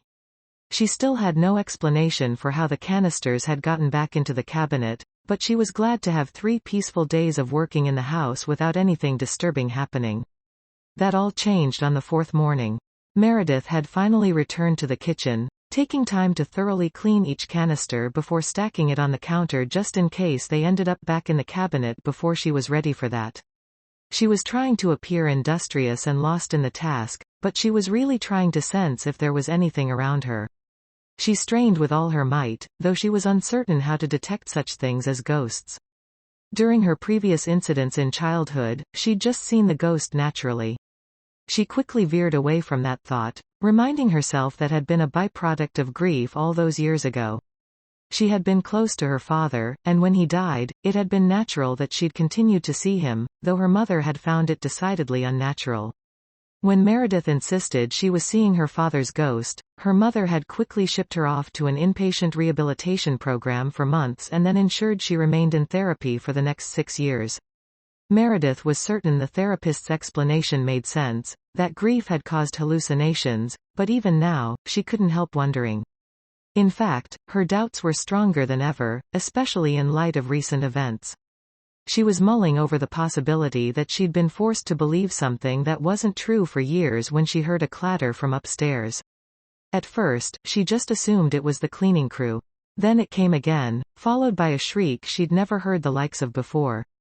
It certainly didn't sound human, and she dropped the canister she'd been wiping down. Fortunately, it was empty, because the metal lid popped off, and it would have spilled its contents all over the floor if it hadn't been. Her heart was racing in her ears, and her first instinct was to call for Hunter. Realizing how cowardly that was, and how much like the old Meredith that would have been, she reached for the broom nearby. It looked a little rickety, and she didn't think it would be much of a defense, but it made her feel better as she rushed from the kitchen and up the stairs. While she was running up the stairs, the cleaning crew was running down. Meredith tried to catch their attention, but none of the kids were paying her any mind. They just thundered past. In confusion, she reached the 2nd-floor landing and went down the hallway. She hadn't seen any sight of Hazel, but she caught a glimpse of her now. She rushed forward, realizing the other woman was standing frozen in place. She touched her arm, and Hazel let out a shriek. It was an unexpected sound, especially coming from the no-nonsense woman Hazel appeared to be, but it wasn't the same shriek she'd heard before. Hazel was pale, and Meredith swore there was a new patch of white in her hair. "Are you all right?" Gee, she stammered. Meredith shook her head in confusion. "What? Ghosts?" Hazel was as white as one when she pointed to the door of a bedroom just a few feet from them. Meredith didn't outright dismiss her claims, because she couldn't in good conscience. Her mouth was dry, and her palms were conversely sweaty as she approached the doorway. She held the broom like a bat. If it was a ghost, she didn't think the broom was going to be particularly useful. With her heart still hammering in her chest, she used the broom to ease open the door the rest of the way before returning it to a defensive position. Meredith looked inside, and she didn't see anything at first. She was just about to breathe a sigh of relief when she realized how cold it was. In the room. With a hint of trepidation, she slowly stepped inside, but she didn't look past the doorway. She wasn't about to be trapped in the room with a ghost. The thought stirred memories from her stay at that small B&B on the Oregon coast, and they were clearer than they had been, though still somewhat out of focus. She shook her head, needing to focus on the moment at hand instead. She peeped cautiously around the edge of the door, and her breath felt like it froze in her chest. There were two women standing there. Standing was a subjective term, since their feet were a couple of inches off the floor, and they were hovering more than standing. They were also semi-transparent, but not so much that she couldn't see their features. One of the women appeared to be a few years younger than her, or at least had been in life, and the other was a few years older. What really made them stand out, besides their apparitional appearances, were their clothing styles. The younger woman looked like she wore something from Regency times, while the older woman's jacket and skirt looked more modern, but certainly still incredibly old-fashioned. "Excuse me?" She said that with a timid clearing of her throat. The ghosts were looking right at her, but neither one spoke. Maybe they couldn't. She held up a finger to excuse herself and backed out of the room. She found Hazel still standing in the hallway, though the woman had broken her paralysis. She now held a feather duster out in front of her much like a saber. "Ghosts?" hissed to the other woman. "Ghosts," said Meredith with surprising calm and a firm nod. "I didn't agree to work with ghosts, ma'am," said the leader of the cleaning crew. "We quit." Meredith scowled. "You can't quit. They're just ghosts. What harm can they cause?" As she asked, that shrieking sound came again, followed by more rattling. That was all it took for Hazel to grab her basket of supplies and turn and run. She abandoned the cart that held more supplies, and she moved with spryness that belied her age. Meredith watched her run out, and she thought about chasing after her, but it was futile. Whatever the cleaning crew had seen, it had been enough to spook them. She was unlikely to convince them to return. Surprisingly, she didn't feel any true fear herself. With a wave of irritation, she turned back to the bedroom that housed the ghosts, slammed open the door, and marched inside. "I hope you're happy. They're on their way now, and I won't get them back." The ghosts weren't visible, but the room was still cold, and she heard a faintly amused laugh that seemed to fade into nothing. "I'm not fooled. I know you're still here. And I don't know what you hope to accomplish with this, but I'll just find new cleaners." In reply, the doors of the armoire started to swing open wildly before slamming shut. It happened a few times before one of the doors fell off, landing on the carpet and stirring up a new cloud of dust. Meredith laughed. "If that's the best you can do, I'll have a new cleaning crew within the week." With a nod, she spun on her heel and exited the room. She was feeling confident, but it quickly faded the farther she walked away from the room. How likely was she to be able to find a new cleaning crew who would work under such conditions? If the ghosts were determined to scare them away for whatever reason, how likely was she to be able to find replacements? It was natural to be afraid of ghosts, and she remembered how terrified she had been of the one in Oregon. It washed over her with certainty, though the memory was still hazy. Though she had never been frightened when her father visited her, and the few other times throughout her life when she was certain she'd picked up a sense of someone else, it hadn't been a frightening encounter. There hadn't been a sense of aggression save for the Oregon ghost, so maybe that was why she was irritated rather than terrified by her ghostly visitors that had gone to such lengths to frighten away the cleaning crew. She was muttering to herself as she returned to the kitchen. Meredith marched over to the stove to turn on the antique cast iron kettle sitting atop the gas burner. As she turned back around, she let out a small shriek of fright to find Hunter standing in the doorway. "You scared me. Sorry. I heard shouting, and your cleaning crew is currently heading for the hills." "Something wrong?" "I got a look at their bill," said Meredith with a small smile, trying to smooth over the situation. She didn't want to admit what had actually happened, and as she turned back to fumble with cups from the cabinet, she asked, "Would you like coffee or tea?" "Coffee please. It's just instant. I haven't had a chance to get a pot yet." She could hear the grimace in his tone. "In that case, make it tea." There was an awkward silence after that exchange, and she searched for some way to fill it. Abruptly, she realized she was repeating old patterns taught to her by the therapist. Whenever she had an unsettling encounter, she had to defuse the situation before her mother realized something was going on. And it became second nature to pretend it hadn't happened, to deny it had, or to try to hide it from her mother if it did. Fortunately, Hunter wasn't her mother. She heard the chair scrape at the table as he sat down, and the cast-iron kettle reached a boil a few minutes later. She didn't really attempt to make conversation with him until they were seated across from each other at the table, both dunking teabags into the sturdy mug she'd found in the cabinet and washed her second day. Hunter smiled. "This takes me back. Lucy always liked her coffee or tea, and she preferred to have it with company." There was a note of melancholy in his tone, and she shifted slightly in her chair. "You must miss her." He nodded, though he looked a little tense. "When I came back from service, I was a mess. I had PTSD, nightmares, and I just couldn't function. Your aunt was the only one who gave me a chance." She smiled. "Unfortunately, Lucy wasn't my aunt. She was my ex-husband's aunt, remember? Not that he deserved her." Hunter smiled. "Not many people did. Lucy was one of a kind, and she was devoted to—" He broke off, suddenly taking his gulp of tea before flinching.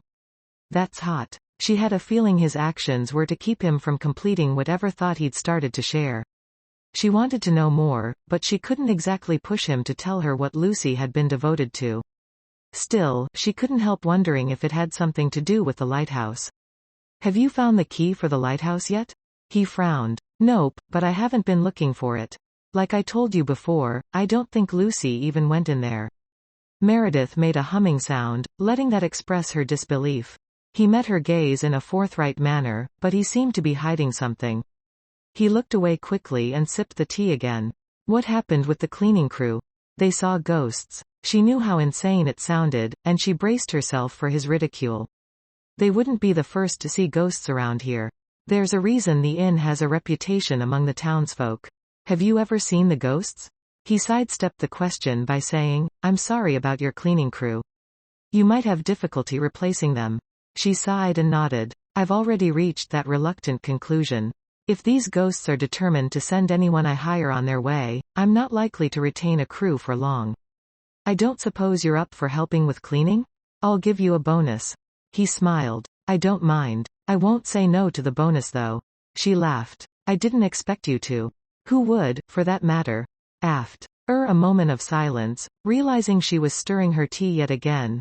Though the honey surely had dissolved multiple times over by now, she took the spoon out and laid it aside.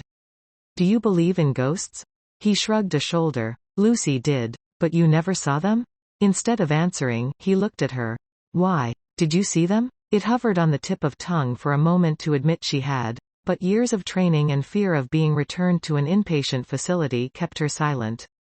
She chuckled in a dismissive fashion as she got to her feet. "I forgot the lemon cookies. Can't have tea without cookies, can we?" There was a knowing look in his eyes, but he nodded in an indulgent way. "I could go for a cookie. Oh, and here comes Duncan." As he said that, the dog padded into the kitchen, and Hunter rubbed his ears. Duncan looked up at him with adoration before sitting, swishing his tail across the wooden floor. Hunter looked at her. "Do you mind him being in the kitchen?" Lucy never had a problem with it, but... She shook her head. "Of course not. He seems like a well-behaved dog." "Does he drink tea?" Hunter chuckled. "He probably would, but I'd hate for him to burn his tongue." She went to the cabinet to remove the cookies, irritated to realize they had been moved to a different shelf from where she'd left them. She didn't mention that to Hunter as she pulled out the package, but did glance around her surreptitiously, though she wasn't entirely certain for what she was looking. Maybe signs of tampering? Were the ghosts trying to poison her? That seemed unlikely, and since the package appeared intact, she returned to the table and set it down before asking, "Do you think you would like a lemon cookie?" "Undoubtedly." Duncan had already answered for himself though, because he moved toward her as soon as he heard the package rattle, and now he sat in front of her like the good boy he was, continuing to swish his tail and give her pleading eyes she couldn't ignore. She extracted a cookie from the package, and he took it gently, crunching with obvious delight before lying down between herself and Hunter. "He's well behaved." She sighed, thinking of her ex-husband then. "I felt kinda bad for the times I called Dirk a dog. Duncan is much better behaved than my ex-husband." Hunter smirked as he reached for a cookie, and their hands brushed. For a moment, her heart raced, and she didn't think she was imagining a hint of reaction in his gaze either. He pulled the cookie back with leisurely motions, so he clearly wasn't repelled by touching her. She almost wished he were, because it would make life easier if the attraction simmering between them was just on one side, preferably his, so she didn't have to deal with it, but she wasn't that lucky. Chapter 5. After a long day spent cleaning, Meredith had found sleep relatively easily. Now that the bedroom was clean, she was spending her first night in the master bedroom.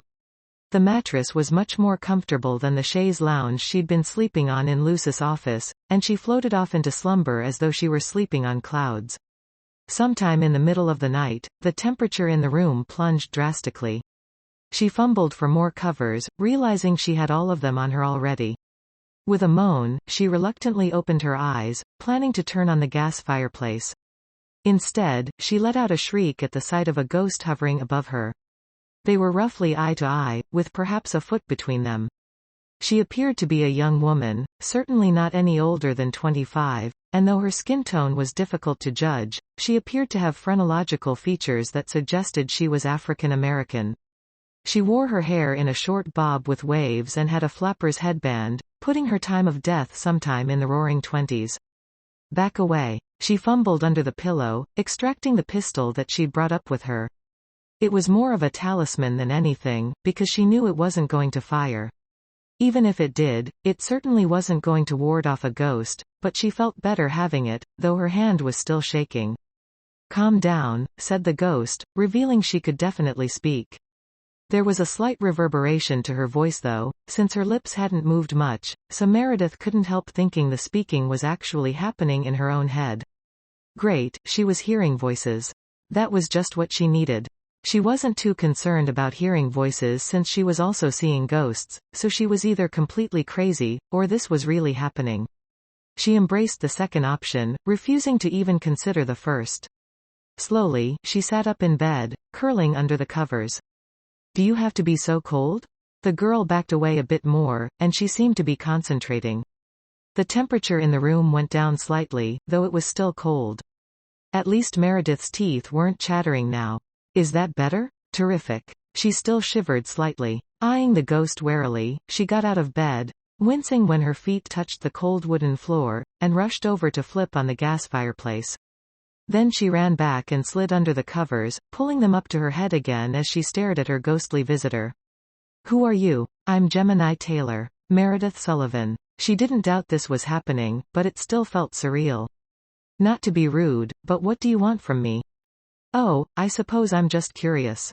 Gemini sat on the bed, though the covers didn't show any hint of disturbance, and the mattress didn't sink down. It seemed to be more of an autonomic function on the ghost's behalf, though she wasn't making a true impression. "Lottie and Augusta said they saw you, or rather, you saw them, so I wanted to see you for myself." Meredith licked her lips. "I guess Lottie and Augusta are the ghosts I saw this afternoon?" Gemini beamed. "Yes, and I'm sorry they put you through that. Neither one of them want guests traipsing in and out of the inn, so they thought it might be a good idea to get rid of your help before you could get to that point. Me, I don't mind. When Lucy used to run the inn for a few guests, I always enjoyed seeing new people." She let out a rueful grin followed by a full chuckle. "That didn't mean they always enjoyed seeing me." Meredith cleared her throat. "Does that mean you can manifest to anyone, or they couldn't see you?" "Most of them can't see me. They're just too insensitive." She looked depressed for a moment, but then she smiled. "But you're like Lucy. You can see me, and I don't even have to exert myself. It's going to be so wonderful having someone in the house again. Not that I don't like Lottie and Augusta, but the same company year after year gets a bit old, you know?" Meredith nodded in sympathy. "I can imagine. Year after year. How long exactly is that for you?" Gemini frowned. "It was 1926 when the revenue agent shot me." She looked angry then. "We were just trying to bring some happiness to folks, but he didn't like what Solomon was doing." "Who was Solomon?" "He was my fiancé." She got a dreamy expression, and he must have been quite something if she could still feel that way about him almost 100 years later. "Gee, I loved that boy. We met in Harlem." "That's where you lived?" Instead of answering, Gemini started singing a song. It wasn't one Meredith had heard before, but it sounded like old jazz, or perhaps blues. When she finished the chorus, she beamed. I was a singer at Lucky Mickey's. I was going places, my friend. It's too bad death happened. She winced as she said it, not certain how blunt she should be. Surely, Gemini realized she was dead, but that didn't mean Meredith had to remind her of the fact. It seemed positively rude. If Gemini minded, she didn't show any indication. Definitely. I guess I should have stayed in Harlem, but then Solomon might have been the one to die. We were going to elope in Niagara Falls on our way back through after we dropped off the package. What was in the package? Meredith had an indication, judging from the time when Gemini had died, but she wanted to make sure. Rum. Solomon was supposed to deliver to his contact in Portland, and then we were going on to Niagara Falls before returning to Harlem. Unfortunately, Theodore Walgreen learned about our plan. I guess Solomon had taken the route too many times before without altering it. She sighed softly. That was the end of me. As she spoke, she unconsciously touched her side. Meredith looked closer, grimacing slightly when she saw the exposed gunshot that must have lacerated Gemini's liver. It would have been a quick but painful death. How awful that she had to bear the reminder of it as a ghost as well. Tell me about you. Lucy talked about you a few times, especially in the last few years.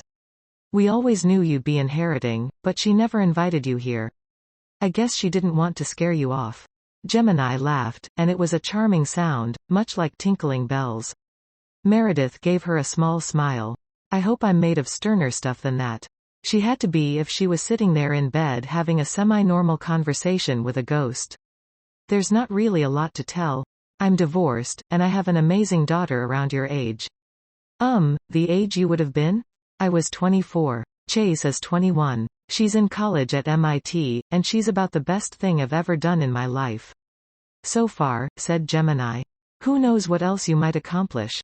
Meredith laughed softly. At 47, I'm not sure there's much left that I'm going to accomplish besides getting the inn up and running again.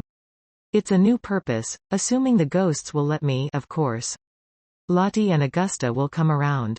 Gemini let out a sharp whistle then, and the sound was followed by two distinct cracks, like someone had penetrated the sound barrier. The room instantly grew colder, and Meredith's teeth started to chatter. Two ghosts appeared in front of her, slowly fading into view. Don't whistle, scolded the older one. We're not dogs, and you should have better manners, Gem. Gemini looked a little sulky. I wasn't sure if you could hear me otherwise. Of course, you were probably listening through the peephole. She sent a sly look at the two ghosts, and then she grinned. I know you were. We have the right to know what's going on here, said the younger one. She was still a good decade plus older than Gemini though. You must be Lottie and Augusta. Meredith slipped into her best hostess mode, the one she adopted when she felt nervous or anxious about meeting new people or welcoming them into her home. I heard some about you from Gemini, but not much. That's a lovely dress. She addressed that comment to the younger unidentified ghost.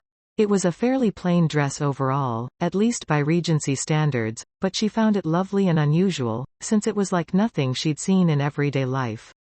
Thank you. I wore it to have dinner with my husband.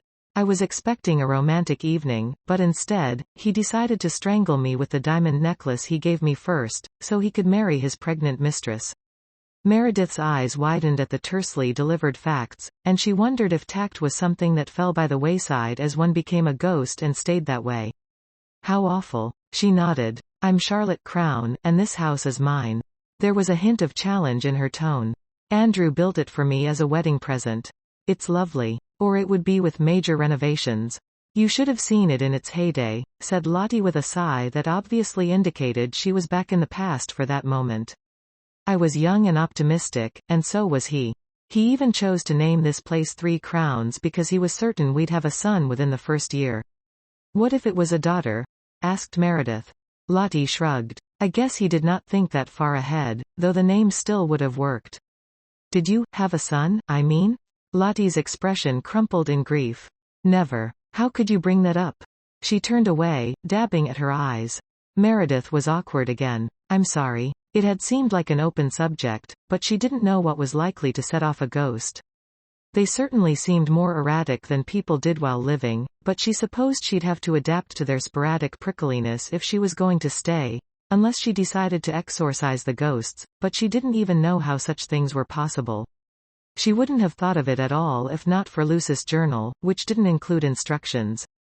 The idea of inviting a priest or someone of that ilk into her home to banish the ghosts didn't sit right. You have to be more sensitive to people's feelings, Mrs. Sullivan. The oldest ghost delivered the chastisement in a starched tone and nodded once for emphasis. Of course. She cleared her throat. You must be Augusta? Indeed. I am Augusta Mills. She announced her name with a hint of expectation, as though she wanted something from Meredith. When Meredith frowned, she let out a sigh of exasperation. Clearly, you've never studied great literature. I had some classes in college. Augusta frowned. And you never read my work? What are they teaching in curriculums these days? Meredith shrugged. My daughter Chase would know more than I would. I honestly don't remember much about those classes anymore. With a sniff, Augusta muttered, Philistine, before turning her attention to Lottie. Are you all right, dear? Lottie seemed to have recovered, and she turned back with a firm nod. I'm fine. There is no need to fuss, Augusta. Augusta thinks she's our mother, whispered Gemini, but her whisper wasn't nearly as quiet as she thought it was. Augusta gave her a look of reproof. I do not believe I am your mother, Gemini, but someone needs to provide a good influence around here. Particularly for you. Gemini just giggled, clearly unburdened by the rebuke. Meredith realized Augusta's death was the only one she didn't know about, and while she wasn't certain about the etiquette of asking, she finally plunged in and said, About you, Augusta, how did you end up here? If Augusta found it rude asking about her death, she didn't say so, and surely she would have based on Meredith's evaluation of her character in the short time they'd known each other. I came here to write my greatest novel, and I had terrible writer's block. I resolved I would stay until I finished it, and one night, I went to sleep. When I woke up, my body was still on the bed. My heart had given out on me. She touched her chest in an abstract way and shook her head, clearly disapproving of her heart not doing its job. So, you all just stayed? Isn't there supposed to be a light you go toward or something? The three ghosts traded glances. Lottie was the one to answer. I saw the light, but I was so angry that I refused to go toward it. Instead, I latched onto Andrew and stayed behind even when the light tried to suck me in. It gave up after a few minutes, and then I was here. She gave a satisfied smile. You can bet I took full advantage of the situation to make Andrew's life miserable for as long as I could. Then the bastard went and died on me, and he crossed over as quickly as he could. It was like he wanted to get away from me. She laughed, sounding genuinely amused by how tortured her ex-husband had been. Meredith could hardly fault her for that. She would have found some joy in harassing Dirk as well, though she wasn't about to sacrifice her afterlife to do it. She looked at Augusta, who answered her unspoken question. My novel was pulling me back, and I just couldn't leave. I waited for the light to fade. It did eventually, and here I am. She shook her head. I suspect I'm trapped here until I finish my novel. I still think one could cross over in the lighthouse if they could get through, said Gemini before looking startled as the other two ghosts glared at her. She clammed up immediately and looked at Meredith. I just loved Solomon too much to let go. I wanted to be with him, but I hadn't learned enough about my powers at the time. I ended up dying here and staying here. By the time I was strong enough to disconnect my tether and find him, he'd already died. I mean, he must have, because it had been at least 60 years. So, you aren't tied to the house or the location where you died? Not necessarily. It depends on how long you've been a ghost, and how much you can focus your magic. We all have some, and it concentrates when we die. Lottie was matter-of-fact about that. It's usually the only time any humans actually experience it, with the rare exception like you and Lucy. Maybe we typically needed to transform to the next state or move to the next dimension before we can really use it. She shrugged. Have you looked into crossing over? She glanced at Gemini. Maybe something to do with the lighthouse? I don't want to go anywhere near that. Augusta shuddered as she said that, and her expression turned aloof. We should let her rest, ladies. Unlike us, she actually needs her sleep. Oh, do we have to? Gemini's lower lip protruded. We were just getting to know Meredith. There'll be plenty of time for that, girl, said Augusta. She didn't have to prod Lottie, as the other ghost was already zooming toward the door. It was certainly unsettling to see the three of them floating away, disappearing through the door without any problem at all. Gemini hesitated for just a moment to wave, but she was still walking through the door as she did so her hand remained in the room while the rest of her was gone from sight. It was chilling, but Meredith lifted a hand and forced herself to wave in return, assuming Gemini could see her through the wood. She didn't want to hurt the ghost's feelings by ignoring her parting.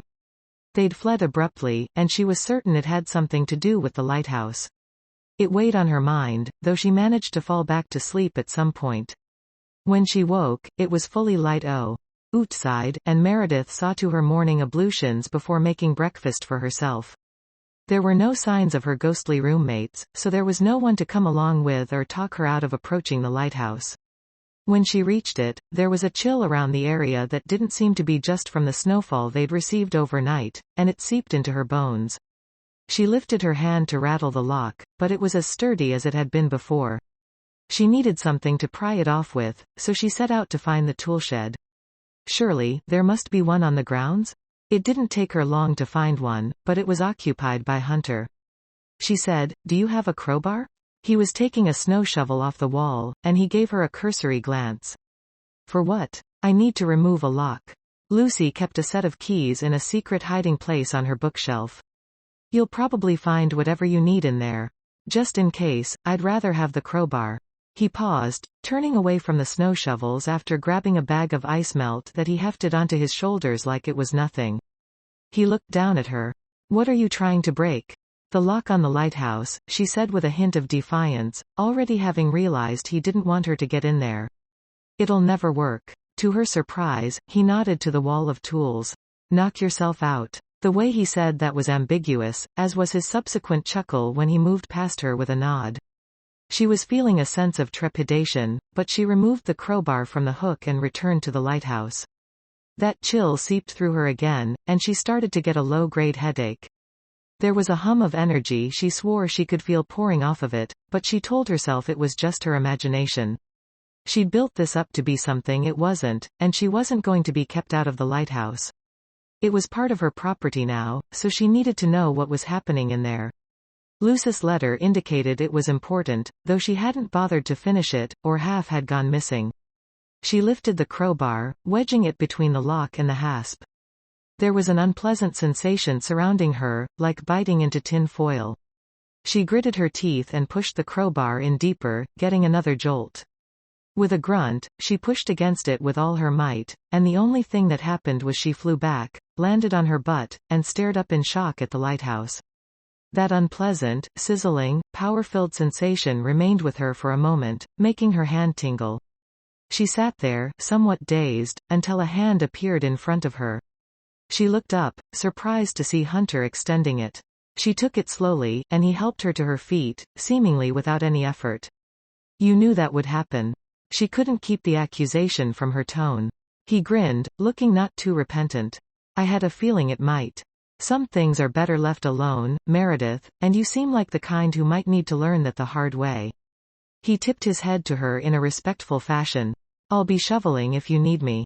She glared after him for a moment, and then she stared at the crowbar that had fallen beside her. Slowly, she bent to pick it up. A stubborn part of her wanted to try again, but the reminder of flying through the air and landing hard on the ground, which sent another pang of discomfort through her butt just recalling it, was enough to rein in the impulse. She returned the crowbar to the toolshed and went back into the house, not yet ready to give up, but not anxious to try that method again. Instead, she would look for the keys. Hunter might not have meant to reveal their existence to her, or perhaps they didn't have a key for the lighthouse, but it seemed like the next logical step in her quest to see what was going on inside the mysterious building. Chapter 6. Meredith was completely unkempt from cleaning, wearing some of her oldest clothes, and had her hair covered by a bandana a couple of days later when Gemini popped into the guest room she was trying to clean with a cheerful, "You have a visitor." She still hadn't quite gotten used to the ghosts randomly appearing to her, and that coupled with the surprise of Gemini's announcement, made her heart race for a second. She shivered as a sense of cold washed over her, and her teeth chattered when she got to her feet from her knees. "Who is it?" "I don't know," said Gemini. She grinned. Lucy didn't have many visitors the last few years. "It's that snoopy old Carla Ames," said Lottie as she stuck her head through the door too. Just seeing half of them, and them being transparent, was still disconcerting. She blinked, having to adjust before she asked, "Who's Carla Ames?" "She's a filthy gossip." Augusta made that announcement as she floated through her companions and the door to hover near Meredith. "She loves to sow discord and cause drama, so be careful what you say to her." She wiped her hands on the cloth hanging from her cleaning apron and nodded. "Thanks for the warning." Before she could say anything else, the doorbell rang. She winced at the tortured, drawn-out peals the system emitted. It was definitely a priority fix for Hunter since it had gone on the fritz a couple of days ago. Not that she'd used it much, but each time, aside from when the cleaning crew had arrived, it sounded worse and worse. In the meantime, she could post a sign on the door that instructed visitors to knock instead of ring the bell. She tried to compose herself, pausing in the hallway to stare into an old mirror. It was foggy with age, but it provided enough clarity for her to see the big swath of dust across her nose and cheek. She used the cloth in her apron to try to wipe it off the best she could, but there were still faint traces remaining when the doorbell rang again. "I'm coming." She tried not to sound impatient as she called that, abandoning her quest to clean her face. She'd do just about anything to keep that doorbell from ringing once more. She hustled down the stairs and had the door opened less than a minute later. Carla Ames wasn't what she'd expected based on Lottie's assessment of her being an old snoop. For one thing, she was somewhere around Meredith's age, though she couldn't tell if she was slightly younger or older. Her short black hair exploded in curls around her face, without even a strand of gray, suggesting she was either blessed with good genetics or a great hairdresser. She had sparkling green eyes, and she seemed to be in a generally cheerful mood. She held out her hand, reserving the other to hold a plate of something wrapped. "Hello. I'm Carla, and I'm your closest neighbor." She seemed to be brimming with life. Cautiously, Meredith extended her hand. She didn't have any objection to shaking Carla's, but she wanted the other woman to see the state of hers before she committed to the handshake. Carla grimaced slightly, but her hand didn't falter. It was a quick handshake though, but Meredith couldn't blame her. She'd been dealing with dust and grime for the last few hours. "Won't you come in?" "I'd love to." Her eyes sparkled again with enthusiasm as Meredith turned and led her down the hall and into the kitchen. This was one space that felt ready for at least casual company. Since the ghosts weren't messing with her now in an attempt to get her to leave, or at least they weren't for the moment, she had been able to make some real progress in the room over the last couple of days. Though most of the items were old, they now sparkled, and she had done some rearranging to make the kitchen her own. Augusta had watched her do it with silent judgment on her face, but she hadn't complained. Clearly, she believed the kitchen should have remained as Lucy arranged it, perhaps as a shrine to her dead friend. "I brought muffins." As she said that, Carla set the plate on the table and lifted the foil she'd covered it with to reveal plastic underneath.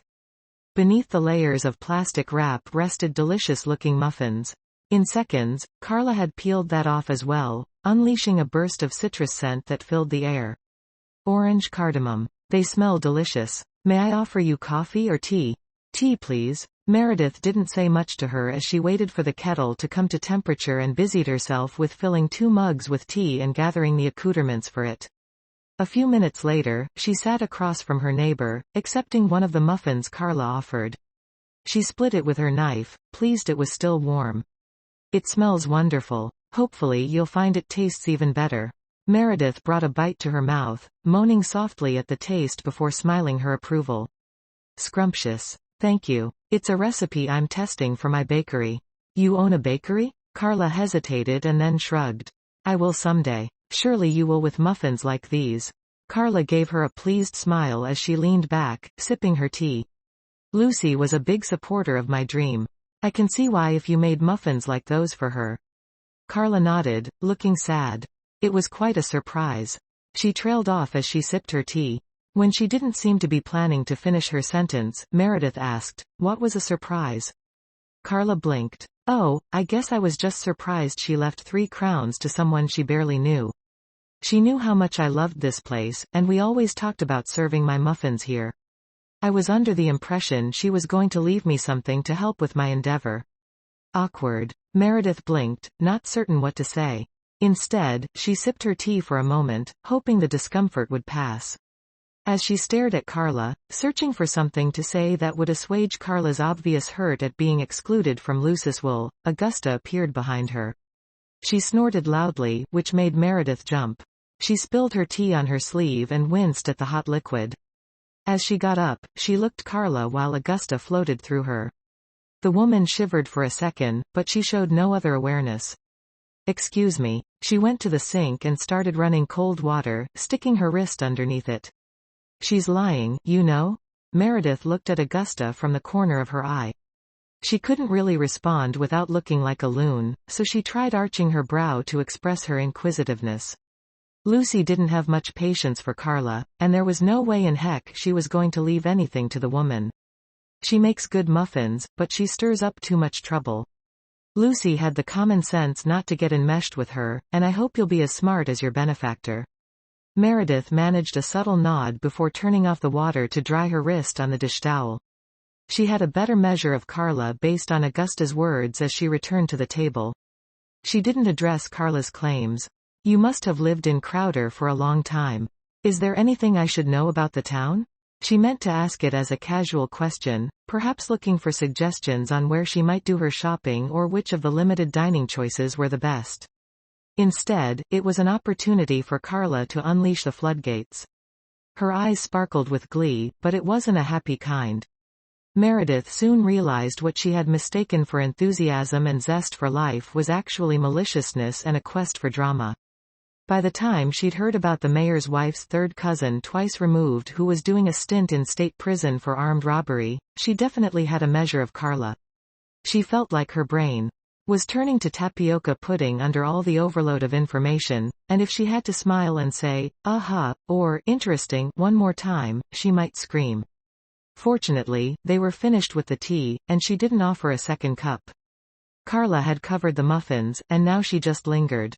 Meredith was used to being an accommodating host putting people at ease, but she didn't really want to do that with Carla.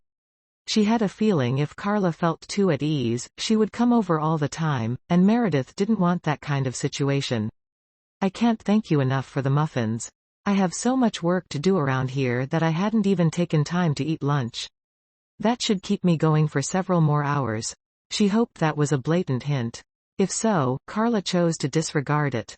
"Surely you aren't doing everything yourself? I had a crew out from Portland for a few days, but they had other contracts." She couldn't think of another reason to explain why they'd left so abruptly. Carla frowned. "Come to think of it, I did see their van coming and going. They seemed in an awful rush when they were going." Meredith's eyes narrowed. From what Carla had told her about where she lived, she would have had to be avidly watching the road to and from Meredith's home to realize that. She truly must be a gossip. She couldn't help wondering if Carla remained at her window all day long with a pair of binoculars, searching out the juiciest tidbits like a morning crow after a fat worm. She cleared her throat. "I guess they must have double booked or something. Hunter's helping me though." Carla's nose curled. "That man's dangerous. Mark my words, you'll regret it if you don't get rid of him." Meredith frowned. "I was under the impression Lucy trusted him." With a sniff, Carla shook her head. She might have, but she wasn't a very good judge of character. "She was good enough to know what kind of person you are," said Augusta from behind Meredith, making her jump again. At least this time she didn't have hot tea in her hand. She had to bite back a grin at Augusta's reply, almost wishing she had enough nerve to repeat it. She didn't want to be rude to the first person who had shown any endeavors toward her since her arrival, though she suspected Carla didn't really come for friendship so much as information mining. "He seems quite solid to me. He's been a big help so far. He probably wants to ingratiate himself with you. He's trouble, I tell you." He came back from service touched. She tapped her temple lightly with 2 fingers in an exaggerated gesture. His poor wife Diana had so much she couldn't cope. She ended up taking their boy and fleeing town. Meredith flinched. Really? She was hoping Augusta would confirm or deny that, but her ghostly roommate remained quiet. Absolutely. Whatever happened to him over there destroyed his marriage and wrecked his family. No one trusted him but Lucy, bless her heart. She made it sound like an indictment rather than a compliment, took him in. As far as I could tell, he was nearly useless, but she had so much compassion and charity. I guess she must have seen something in him. She did leave him some land and his house.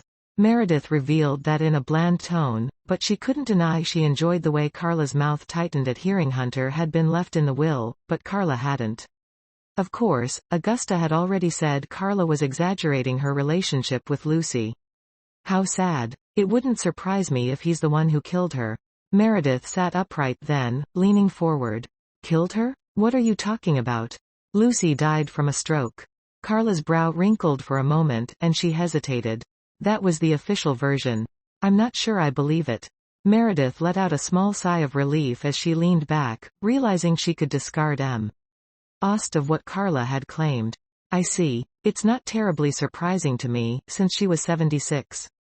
She was healthy and spry, except for the last few months.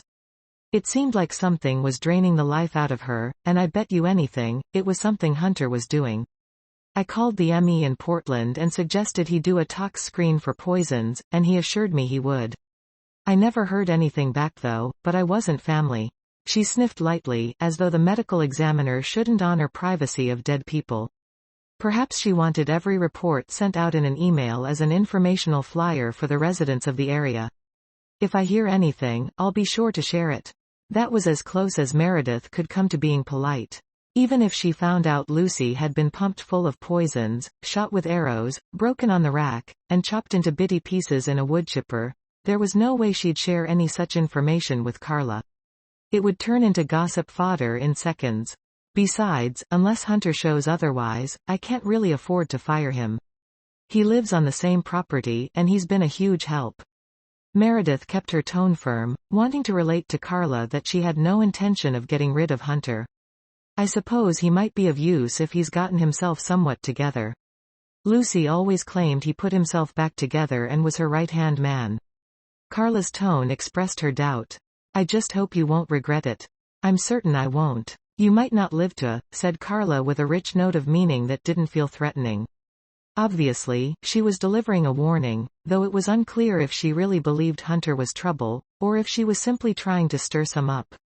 Fortunately, after a brief discussion of Meredith's intentions toward the inn, along with a very stripped-down version of Meredith's backstory, Carla seemed content to let her get back to work. She must have realized she wasn't going to gather much information from the new owner. Meredith waited until she left before calling out, Augusta? The ghost appeared in front of her. Yes? Thank you for the warning. I'd like to think I would have seen through her on my own, but she's a bit like a Venus flytrap. She appears quite benign on the outside to lure you in. Augusta looked intrigued. I don't believe I know what a Venus flytrap is.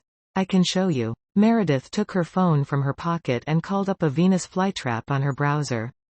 As she held up the phone for Augusta to see, Gemini appeared as well. What's that? Read and find out, said Augusta briskly. The two ghosts read in silence for a moment, and then Augusta said, Yes, that's quite an apt description of Carla. What is that marvelous thing? Gemini had reached out to touch the phone, but of course her finger went through it. The screen flickered for a moment, and Meredith got a chill near her hand from Gemini's proximity. She gently stepped back a bit to put some distance between them as she shivered. It's a telephone. Gemini's mouth dropped open. No, it can't be. Lucy has one in her office. Hers doesn't look a thing like yours. That's because Lucy was still using a rotary phone. It's a landline, and this is internet. It works on. She trailed off, trying to explain it. Truthfully, she was a bit fuzzy herself. It's modern technology, and it allows you to connect with other people or look up different things. She didn't mention its primary use, figuring Gemini would be shocked at the idea of people looking at naughty pictures on a handheld device. If it didn't shock Gemini, it would certainly shock Augusta. Could a ghost have apoplexy? Probably not, but she had a feeling Augusta would go through the motions. That's fascinating. There's so much I want to know, Meredith? She stiffened at the sound of Hunter's voice coming from the rear of the house. She'd left the patio door unlocked, and he'd come in. She was a little disconcerted by that, but she reminded herself he'd had an easy relationship with Lucy. She probably wouldn't have thought anything of it if Carla hadn't tried to plant seeds of doubt earlier. She pushed that back as she would walk down the hall to meet him and Duncan. What's up? I saw Carla leaving. Truthfully, I was kinda hiding to avoid her. He grinned. I don't suppose she brought any of her muffins? Orange cardamom. He looked interested. That's a new one. She gestured into the kitchen. Why don't you join me for another one and some tea? Unless you prefer coffee this time? Is it still instant? She grinned. Sorry, but Amazon's delayed the delivery of my espresso machine. He must have thought she was joking, because he chuckled. Tea will do. She went through a similar process as she'd done before for Carla, and they were soon seated having tea and eating the muffins. After taking a bite of one and grunting his approval, he chewed and swallowed before he asked, Did she tell you I'm a murderer yet? Meredith had been in the process of biting into her muffin, and a crumb got trapped in her throat. It made her cough for an instant, so she had to clear her throat before she could answer. You're aware of her allegations? He smirked. It's hard not to be when she spread them all over town. She was angry on his behalf. How dare she do that? That's your reputation. He shook his head slightly. It doesn't really matter. The town will think the worst of me anyway if they want to. He was so pragmatic about it, but it was still upsetting to her. Before she could think better, she reached out and covered his hand with her own, patting softly. You shouldn't have to deal with that. He stiffened slightly before his gaze met hers. The moment was fraught with tension, and in her clumsy haste to extricate herself from his hand, she accidentally pulled back too quickly and spilled her cup. It hit the floor with a crash, and she groaned. Oh, no. I think that was part of Lucy's matching set. Get a towel. He got on his knees on the floor and started picking up pieces of china. She rushed over to grab a towel, returning quickly, and she bent down to help him. As she did so, her head collided with his nose, and he muttered a curse. When he sat upright, blood dripped from his nose, and she quickly passed him the towel. Oh, Hunter, I'm so sorry. He grunted something as he clamped the towel against his nose. It was white and soon showed blood absorbing through it, making her feel guilty for her clumsiness and for her need to withdraw from him. She got to her feet and put her hand on his arm to help him up. He sent her a disbelieving look. It's a bloody nose. I'm not going to shatter. She nodded, recalling the shattered teacup at his words. She bent and hastily finished picking up the remnants of the cup and dumped them in the trash. When Hunter would have helped, she insisted he sit at the table and get his bleeding under control as she cleaned up the mess. When she was done, she paused near him. Are you still bleeding? He pulled away the towel, picked a clean section, and touched his nose. After a moment, he shook his head. It seems to be over.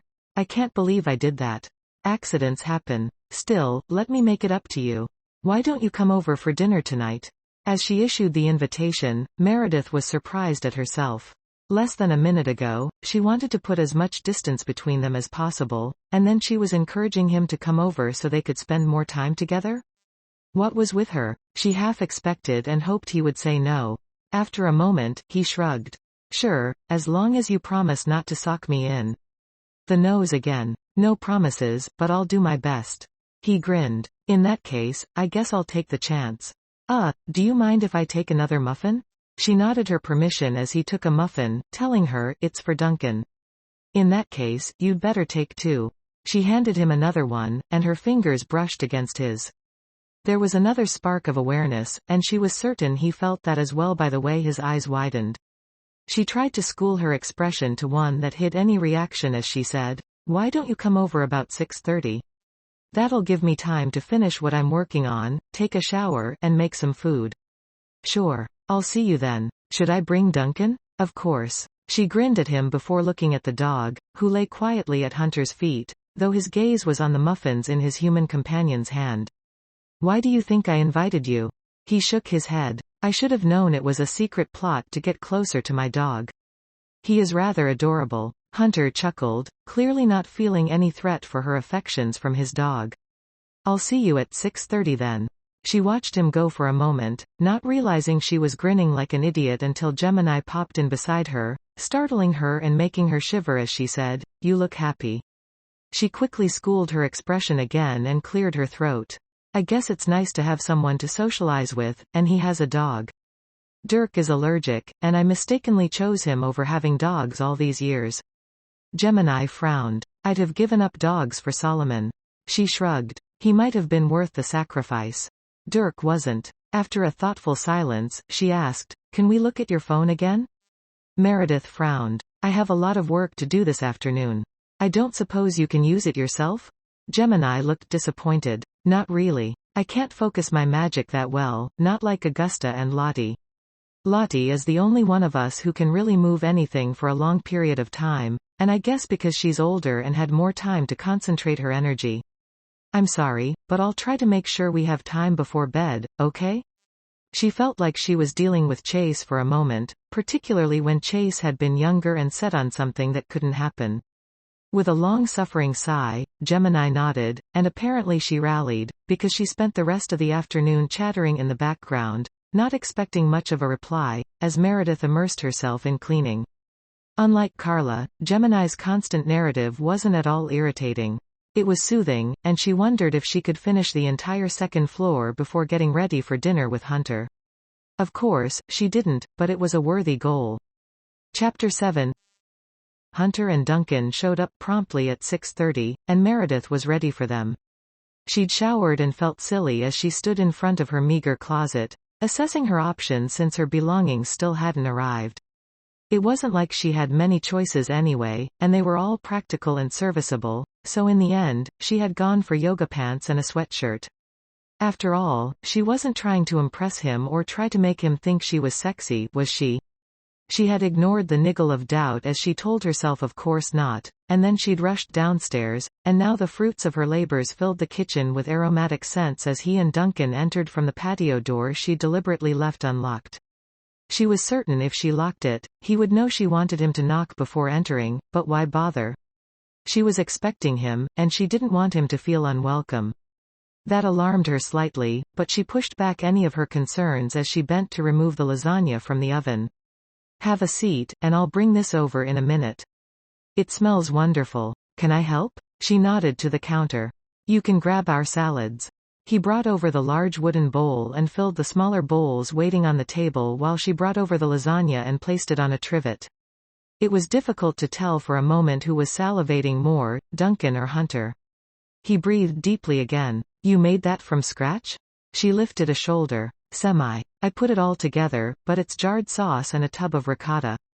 I could make everything from scratch, but I don't have that kind of time or energy right now. He laughed as he sat down after waiting for her to sit first. Don't apologize or feel bad for using shortcuts. My shortcut usually involves putting a frozen one in the microwave. How unfortunate. Those are never as good as homemade, or even semi-homemade. They chatted and had salads for a few minutes while the lasagna rested, then she cut them both big squares. She eyed Duncan and asked, Can he have some? Does the sauce have onions? I don't think so. Then he can have some, though don't give him very many noodles. Duncan's a little chubby, he said in a falsetto voice as though he didn't want to hurt the dog's feelings. She looked at Duncan, finding he looked just right. I don't think so. He nodded. That's what the vet says, but I don't imagine some meat and sauce with a little ricotta will hurt him. She served a section onto her bread plate she'd placed out automatically, though she didn't have any bread to go with their meal. She wanted to let it cool down for the dog so she could extract the noodles before she fed it to him. I haven't had anything this good in a long time. You don't cook? Hunter shrugged. I can fend for myself, but it's usually easy things. If I feel like going elaborate, I might grill a steak. I've never attempted something like lasagna. It's a lot easier than you think, especially if you don't try to make your own sauce or ricotta or bechamel. She frowned. Though I don't think you can buy canned bechamel. Maybe. I didn't put any in this lasagna, since I didn't have time to make it. He shrugged. I don't even know what bechamel is. It's the white sauce in traditional lasagna. Kind of like gravy. He nodded then, taking a deliberate bite of his meal. It's delicious even without bechamel. You sure can cook. She smiled. I've always been good at the domestic side of things, along with entertaining. It seemed to be what Dirk wanted from me, and I guess I just fell in with the role. Not to say I didn't enjoy it. I do like to cook, and I love a good party, but most of his were thinly veiled business meetings rather than true socializing opportunities. They got tedious, and I'm glad that tea of my life is over. I'm happy you didn't leave lasagna behind with the rest of it. Did Lucy cook for you? He grimaced. She tried, but that was one area she didn't have much of a gift. When she cooked for her B&B guests, she kept it very simple. She had lots of repeat visitors during the time she was accepting guests, but it certainly wasn't the food that brought them back. It must have been Lucis' warm hospitality and the quietness of the inn. Maybe it was the ghosts, said Meredith casually. He arched a brow slightly, but he didn't say anything. Instead, he just helped himself to another serving of lasagna. Do you mind if I ask you something? He hesitated in the process of bringing a bite to his mouth. What? When Carla was warning me about you today, she said your wife had to take your son and flee Crowder. She implied it was because you were a danger to them. He set down his fork slowly, and he looked irritated, but not enraged. I was never a risk to them in a physical way, but like I told you before, I came back with PTSD. I don't know if you know much about it, but you can't control the triggers, and it dominates your life. There are dreams, sometimes waking hallucinations, a near constant state of anxiety, and you always feel like you're on the edge of going into battle. It's hard to explain if you've never been through it. She was relieved to hear that. Your wife left you when you were like that? She couldn't hide her disapproval. I can't fault Diana. She did her best, but she had Brett to think about too. When she got a good job offer, she decided to take it. I had already moved out, and she didn't really consult with me. I was angry for a while that she took Brett away from me, but maybe it was for the best. I wasn't in any state to be a good father then. I just wish he'd give me another chance now. Does she still live in Portland? No. Diana lost her job a few years ago when the economy crashed, so she came back to Crowder. She moved in with her brother, Richard Montrose. She frowned, trying to remember why the name was familiar. Montrose, like the store? He shook his head. No, though that was owned by a Montrose before Ed died 6 years ago. Ed was Diana and Richard's brother. Courtney's technically one by marriage, but I don't know if that counts for the Montrose family. More like Montrose as in the street, the city hall, a cousin who is the sitting judge, and half the economy of the town. She nodded her head, understanding then. I see. Brett lives here now, and we see each other, but he's always holding back, like he expects me to wig out on him again. She smiled in spite of herself. Wig out? Is that the technical psychological term? Yes, right alongside nuts or whack job. I've used all to refer to myself, but that's a personal preference. Please don't think I'm making light of mental illness. She shook her head. I wouldn't think that since you've been through your own hell. He works at the store, so you might see him sometime. I think I already did. He looks a lot like you, and I asked if he was your son. I can't believe I didn't remember that. Darned menopause. Between the hot flashes and memory loss, she wasn't certain she would survive until it was over. What about your family? I know you're divorced. And you've probably realized I don't have that great of an opinion of my cheating ex-husband. He lifted his shoulder. I might have gotten that impression. I mentioned my daughter Chase, and she's wonderful. We're close despite the distance between us. In fact, I imagine she'll FaceTime me tomorrow before her biochem class. That's her usual routine. He seemed envious, but not in a malicious way. That must be nice. Maybe you can still make things work with Brett. If I can ever tee him to look past the years I couldn't be there for him. Maybe then I can get a chance to prove I'm here now. After a moment, he seemed to dismiss the topic and resumed eating lasagna. After she finished her piece, she checked on Duncan's. It was cold enough now to remove the noodles, and she did so before setting the plate on the floor. The large dog, who'd been a discreet presence, stood up and came over to the plate as she was setting it down. He licked her across the chin as he did so, and she giggled as she wiped away the slobber with her napkin. You're welcome, Duncan. He's not used to eating so well either. I guess he'll have to skip on the apple pie I made though? She looked down at him, patting him on the head when he looked up at her before returning to his meal. If he's on a diet. Poor guy. I guess I'll just have to eat his piece for him. You're just looking out for him, right? Hunter chuckled as she got to her feet to retrieve the pie she'd reheated earlier. It was a pre-made, but it tasted pretty good, and he had no complaints as they finished half of it between them along with more conversation. Before she knew it, it was nearly 11, and they were still at the kitchen table. She blinked and yawned as the day caught up with her, and he seemed suddenly tired as well. I should get to sleep. He nodded. Me too. There's a huge list of things the inn needs, including roof repairs, floors patched, paint, wallpaper. She lifted a hand. Please, you're going to depress me. He looked regretful. That's the state of things. It might be safer, easier for you to go back to New York. She shuddered. I'm not going back there anytime soon. Her gaze narrowed. I feel like you're trying to get rid of me. His eyes widened, and he laughed, looking completely innocent. Why in the world would I do that when you can cook like this? He leaned closer. In fact, I'm looking forward to having something truly homemade the next time you invite me over, unless I'm overstepping my bounds. I did plan to make a big pot of minestrone tomorrow, and I can't possibly eat it all by myself. In that case, I'll gladly help out. After all, we're going to put in a full day of labor. She nodded. It's only right to feed you for your efforts. He grinned. I like the deal we have, Meredith. I'll let you get to sleep now. She nodded, trailing behind him and Duncan as they walked to the foyer and out the back of the house. She locked the patio door behind him, more out of a sense of habit than because she felt at risk in the small community. Still, she was from the big city, and it was a crazy idea to her to leave her doors unlocked if they even did such a thing in Crowder. It seemed like too old-fashioned a concept even for rural Maine. As she was walking down the hallway, planning to head to the master bedroom, flickering lights caught her attention. She detoured to go into a room on the bottom floor, walking to the window to look out. As she'd suspected, the flickering was coming from the lighthouse, and it sent a chill through her. She shivered, and that could have been her reaction to the lighthouse, or it might have been the sudden appearance of Lottie at her side. You shouldn't go there. Believe me, I can't without a key, and I have no intention of visiting in the middle of the night anyway. That reminded her that she'd never completed her search for the keys Hunter had mentioned, and she was going to move that to the top of her priorities for tomorrow's list of chores. Chapter 8. Chase FaceTimed her the next morning as she'd expected, and they talked for a good half hour. As her daughter was appearing ready to go to class, she said in an almost casual way, "Grandma called."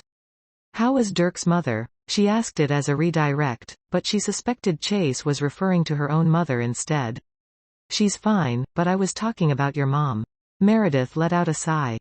"Of course, you were. She'd like you to call her. I think she's worried about you, Mom."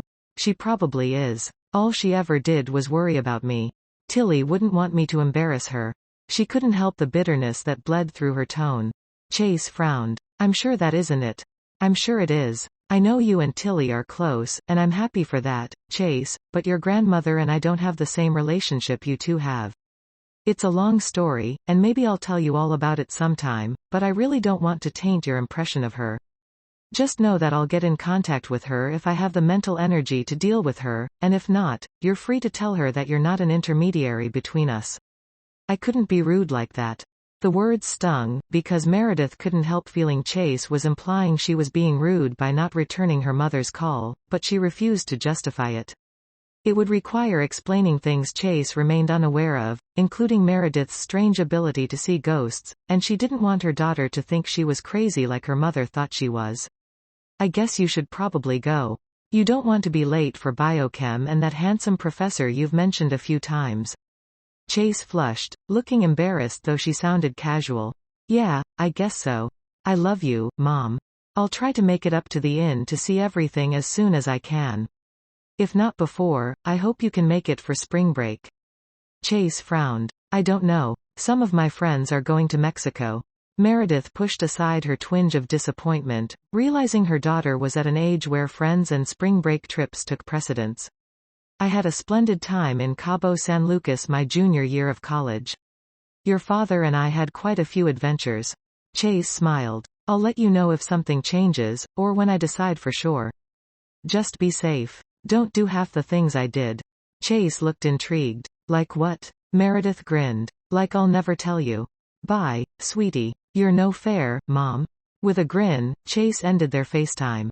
Meredith let out a little shriek when Gemini appeared in front of her before plopping down on the bed, though she wasn't actually resting on it. "Is that like your phone? Does it tell you things?" She nodded. "Oh, I just remembered I was supposed to show you the internet last night and do searches for you. I'm sorry, Gem. Hunter stayed later than I expected, and I was so tired." Gemini waved a hand. "It's fine, truly. It's not like I don't have the rest of my life." She giggled. "Or should I say my afterlife? Whatever you're comfortable with. What would you like to look at first?" They spent the next hour searching various topics, and Gemini seemed particularly interested in catching up on the things she'd missed. It would take a lot more than an hour to cover all that, and Meredith told her that regretfully. I wish I could spend all day doing this with you, but I really need to work on the inn for a while. Gemini looked disappointed, but she nodded. Oh, could you look up one more thing for me? If it won't be a long search, sure. Can you look up Solomon Carey? I want to know what happened to my fiancé. Meredith hesitated before she started to type in the name in the search field. Are you sure? Gemini frowned. Why wouldn't it? It's just, you might learn something you don't want to know. After a moment, her ghostly friend shrugged. It's possible, but wouldn't it be better to know than always wonder? I have no idea what happened to him after I died. He was by my side, holding my hand and risking getting arrested the whole time, so I don't know if he was captured, or killed, or if he was able to escape. I'd really like to. Convinced Gemini truly wanted to know the answer, she searched his name and year of birth. It took a little bit of digging, but she finally found a notice in a small Harlem paper that had been in circulation at the time, catering mostly to black families. It was an engagement announcement of Solomon Carey and Marie Tompkins. It included a picture, and Gemini flinched when she looked at the woman, but she didn't really crumble until she saw the date. Not even a year. What? Look at that. She tapped the date on the article that Meredith had enlarged, though she couldn't actually touch the device. I died August 1926, and he was already engaged in May 1927. She looked devastated. I guess I didn't mean much to him after all. That's not necessarily true. Maybe he coped with his grief differently. Maybe he suppressed it or tried to move on quickly with someone else. Who knows? Maybe they weren't even happy together. Keep looking. Meredith's tentative theory about Solomon's lack of happiness didn't seem accurate when she found another listing for his obituary in 1969. It included a picture of him, and then lower down in the obituary, there was another picture of him, his wife, and 6 children, along with their 14 grandchildren and 3 great-grandchildren. I guess he lived a long and happy life. She seemed to have mixed emotions about that. I'm glad he didn't die young or be miserable, I guess, but it would have been easier if he hadn't moved on so quickly.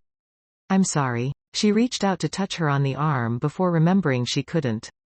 All she got for her efforts was a deep chill in her fingers that she quickly pulled back and slid under the covers to warm up. He clearly loved you when he was with you though, so try to take heart in that. Yeah, I guess that's something. A strange groaning sound drowned out what she would have said, and she froze. It sounded louder, and it rumbled. Suddenly, the wall behind her started to shake, and she realized there was something wrong with the plumbing. About the same time she heard a gushing sound in the hallway. Oh, no. She reached for her phone, hoping to call Hunter, but again, she had no reception. With a muttered curse, she slid out of bed. Meredith dressed in a hurry as she looked at Gemini. I don't suppose Hunter can see you, can he? Not that I know of, but Duncan can. You think you could go try to get Duncan's attention? Maybe Hunter will realize something's up and follow him. If she had to, she would go fetch them herself, but she wanted to see just how bad the damage was and if there was anything she could do to mitigate it. She didn't expect to be able to, and she wasn't certain what Hunter could do for her either when she stood in the hallway moments later, her shoes already sopping wet as the water soaked the carpet from where it gushed from the broken pipe. For a moment, she felt like it was another sign. She should just pack it up and leave, head back to New York, and sell this place to someone who had the patience to deal with it. She was close to bursting into tears when she heard Duncan barking a few minutes later, along with the sound of Hunter's feet coming up the stairs. A surge of relief went through her at the sight of him, and though she didn't want to depend on Hunter, she was glad to have someone else there to help her. Chapter 9. Hunter rushed over to join her, and Meredith stared up in despair at the water pouring from the pipe. It was starting to come from the ceiling as well, and she imagined there were burst pipes behind the ceiling and the wall. It was disheartening, especially as she imagined how much it would cost to repair the old plumbing in the place. She gasped when a squirt of water hit her right in the face. The trickle from the ceiling was now becoming torrential, and she lifted an arm to wipe the water from her eyes as she sidestepped where it was hitting. As she did so, a glimmer caught her attention. She turned her head slowly, and though her gaze was still a little blurred with moisture, she was certain she saw Hunter's hands emit a glow that matched the pipes for a flash. In seconds, the water slowed to virtually a trickle, and she wiped her face again. Blinking, she was able to see everything clearly, and there was absolutely no way he could have gotten the mess under control so quickly without magic. The thought made her mentally stumble for a moment, but then she had a clear mental image of blonde woman around her age using magic to bind the ghost that had terrified them at the B&B in Harrow Bay. With new confidence in the idea, she stepped forward and said, "You can do magic." Hunter stiffened, slowly looking over his shoulder at her. He seemed to be trying to adopt an easy grin, but his inability to fully focus on her betrayed how stiff he really was. "It's just some plumbing. I wouldn't call my skills magical. I saw the glimmer or the glow, whatever you want to call it." She put her hands on her hips as she turned her body to face him, inserting herself between him and the wall. "How did you do it?" He glared down at her, and his lips were clamped into a thin line. "You're imagining things." She glared up at him. "Don't do that." His eyes widened. "Do what? Imply I'm some hysterical woman who imagined things. I know what I saw. You might know what you think you saw, but it wasn't anything like what you really saw. All I did was adjust the valve." She turned slightly to glance at the section of exposed pipe through the wall, where she was certain she'd seen the glimmer. It did appear to be some kind of juncture, though she couldn't say for certain there was a valve, since she knew next to nothing about plumbing. It was definitely where she'd seen the glimmer though. She suspected he was telling her the truth in that he had used magic on that part to turn it off, but it hadn't been something as simple as twisting a valve. Slowly, she turned back to him. "You can tell me the truth. You'll notice I'm not freaking out. I've had my own experiences with magic." His brows drew together in a deep furrow. "Maybe you should lie down for a while." Her teeth clacked together when she gritted them harshly for a moment to keep from screaming at him. "I already told you not to disregard me as just some imaginative old lady." His eyes widened. "You're not old." That almost derailed her for a moment, and she flashed him a smile. "Thank you, but I know what I saw." He groaned. "I was staying at a B&B in Oregon, and we were trapped in a room by a ghost." "The sheriff of the town." "Judy?" "No, it wasn't Judy." He sighed. "I don't really care, but if you can't even remember her name, how am I supposed to believe the veracity?" "Jody Shaw," she blurted then, getting a clear memory of the sheriff. "I watched her do it, and though I wasn't entirely certain I was seeing the ghost, I was actively trying to block any ability to do so back then. I wasn't living in a place like this, with ghosts everywhere. Either way, I saw the magic, and I saw something similar just now with the pipes." For a moment, he seemed like he would admit it, but then with a shake of his head, he took a step back. "I just have a lot of useful skills, Meredith. You're reading too much into it. Now if you'll excuse me, I'm going to make a run to Burpee and Sons Hardware, though I doubt Henry will have enough supplies to tackle this. Most likely, I'll have to go to Portland, so I might not be back for a few hours. Or you could just use magic now and be done with it." He huffed a sigh in her direction, calling to Duncan, "Come on, boy. We're going for a ride." Clearly, those were magic words for Duncan, because his entire body vibrated with joy, and his tail threatened to send him hovering off the air and flying through it as he raced ahead of Hunter with a bark of pure elation. Meredith crossed her arms over her chest as she watched him go, certain she'd seen him do magic. He could try to deny it all he wanted, but she was convinced. She was also upset and disappointed he was the kind of man who would try to make her seem like she'd imagined it all rather than just admit it. She didn't understand his need for secrecy when she was open about what had happened to her, and she was clearly open-minded enough to accept he could do magic. She hoped it was just an innate defense mechanism, but she was still hurt he would try to convince her everything she'd seen was in her head. With a sigh of annoyance, she followed the pipes to the next bathroom, pausing long enough to turn on the water in the old sink. It didn't have as much flow as usual, and it made a hissy, struggling sound, but water was still slipping through. If he'd completely turned off the water in the pipes using a valve, it stood to reason no water would have come out. She was satisfied that she'd proved enough to herself to know he'd used magic. Maybe she could wear him down and get him to admit it to her. Content that the crisis was temporarily averted, save for the cleanup, Meredith did what she could by herself. The carpets were still soaked, the wall was still exposed, and she had a feeling it was going to need something more extensive than she could manage, even with Hunter's help. With that thought in mind, Meredith walked downstairs and onto the patio, where she could usually get a reliable internet signal. She was able to search for a disaster cleanup company in Portland, and she put in a call to them. As she did so, a light dusting of snow started to fall, and she shivered when it touched her. She was no stranger to snow, having lived in New York all her life, but this seemed different, though she hadn't taken time to pay attention to yesterday's snowfall. It was pure somehow, almost cleansing, rather than just a chilly nuisance she dealt with that turned New York streets to slush and accumulated in dirt-spattered piles along the gutters.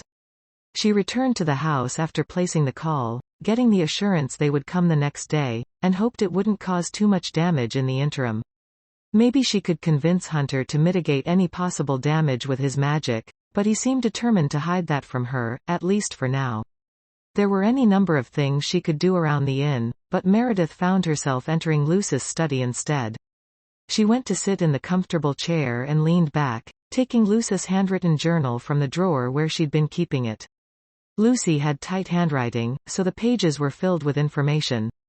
Meredith's eyesight wasn't the best, having slipped over the last couple of years, so farsightedness plagued her. That meant she had to hold the journal out almost at arm's length to be able to read the small print, so it wasn't the most comfortable process. It had been partially why she hadn't made it all the way through already, along with the daunting task of getting the inn back on its feet. She'd been lucky to spend a few minutes every night with the journal, but she was determined to plow through it now. She didn't know for sure, but she suspected Lucy might mention something about magic as well. Perhaps she'd even known Hunter could perform it. She read for over an hour, scanning the list of spirits Lucy claimed to have exorcised. A lot of accountings just included a physical description and a guess of age, leading Meredith to assume Lucy had no chance to talk to the spirits before banishing them. Several included names and details, along with personal notes from time to time, such as how the person had died, or what kind of personality they displayed during the interaction with Lucy. Many included birth dates or dates of deaths of the spirits, and every entry had a date and time of when Lucy had exorcised them. The journal encompassed hundreds of spirits, and the process went back at least 10 years. There could be other handwritten journals before that, predating the works listed in this one, but if so, she hadn't found any yet. About 3/4 of the way through the journal, the format changed abruptly. Lucy started talking about pulses she'd seen in the lighthouse. She didn't give a full explanation, but when she mentioned lights flickering, Meredith assumed it must be the same thing she'd seen. One passage in particular caught her attention. The pulses are increasing in frequency. At first, it was every other year or so, if even, and then it became monthly. I've seen them grow but still have no explanation for it. They last only a brief amount of time, but they're occurring with more frequency, leading me to wonder what they're leading up to. It feels crucial that I understand it, but I haven't figured it out just yet. Meredith noticed the date of that entry was roughly 5 years ago. There were more spirits listed after that, and then there was another entry discussing how the frequency had increased again. She was seeing it at least weekly, and sometimes, the pulse would last for several minutes. I can feel the difference in the lighthouse when I step inside. It's like something is pushing to get through, and I'm afraid the membranes are thinning. I just don't know what to do about it, but until I'm certain it's safe, I've decided to stop accepting guests at the inn. Gemini will be terribly disappointed, but I'm certain Lottie and Augusta will be happy to hear it. Seeing the ghosts' names written in Lucy's hand sent a small wave of relief through Meredith. In the back of her mind, she couldn't help wondering if she'd really seen them, or if she had been disconnected from reality as her therapist once insisted and her mother always suspected. Knowing Lucy had seen them too, and she also saw the pulses in the lighthouse, took a weight off Meredith's mind. She realized then why she'd been so angry with Hunter when he'd failed to admit he used magic. If he had that ability, and he was special like her, it was something she needed. She needed to find a connection with someone who would believe what she saw and wouldn't just assume she was crazy. No doubt, that was an insecurity that went back to her childhood, but it would make her feel better. That Hunter had refused to acknowledge it hurt her, and in a backward way, it was like he was calling her crazy as well. Maybe that hadn't been his intention, but it still hurt even now just thinking about it. She reread the last entry again, paying particular attention to Lucy noting the membrane was thinning. She had no idea what that meant, but it was time to find out. She had to gain access to the lighthouse and see what was happening for herself. With that goal in mind, she started at the top corner of Lucy's bookshelf, carefully removing everything and examining it all for any hiding places where she might find keys. It was a long and tedious process that took nearly 4 hours, but she finally found a ring of keys hidden in a hollowed-out book. She wondered if there was any significance to the book being The Story of O, and she figured Lucy just assumed no one would look inside it. After all, it was a well-known erotica novel, and it must be uncomfortable for anyone to imagine Lucy reading such a tome, particularly as she got older. After returning the book to its spot, Meredith grasped the keys and went to the kitchen. There, she retrieved a flashlight from the drawer, drew her courage, and walked out of the inn toward the lighthouse. Chapter 10. Meredith reached the lighthouse, and her knees trembled. She couldn't deny she was afraid to enter, but she was certain she had to as well. There must be answers inside, and Lucy hadn't documented them for her in the journal. Likely, she hadn't been writing it with the intention of passing it on to Meredith so much as keeping an accounting of her life and events, so she hadn't felt the need to explain things she already understood. It was frustrating for Meredith, and it left her in this tenuous position. With a deep breath, she reached for the sturdy lock, looking at the keys. She tried the most likely one first, but it wouldn't go in. She tried the next, and she had similar results. By 4 keys in, she was completely frustrated. There were only 10 keys on the key ring, and some of them were clearly keys for doors in the house that couldn't possibly fit into this lock. It seemed like it might need an old-style iron key, judging by the age and design of the padlock, and she was annoyed to realize she'd probably wasted the last 4 hours searching for a key that wasn't included on this ring. No doubt, the keys would be useful for other parts of the inn, but not this, and it was so crucial to get into the lighthouse. She couldn't explain exactly why, but she knew she had to find answers and quickly. It had something to do with the pulses, for certain. It must, because Lucy had continued to notice their increased frequency. About a year ago, they had stopped increasing, but they hadn't decreased either. Lucy saw them several nights a week, sometimes for seconds, and sometimes minutes. Meredith was observing the same pattern, so whatever was happening wasn't going away. After she tried all the keys, she let out a frustrated shout and kicked the door. It sent a jolt of something through her that felt electric, and she skidded back. At least she didn't fly all the way back and land on her fanny like she had the other day. With determination, she went to the nearest window.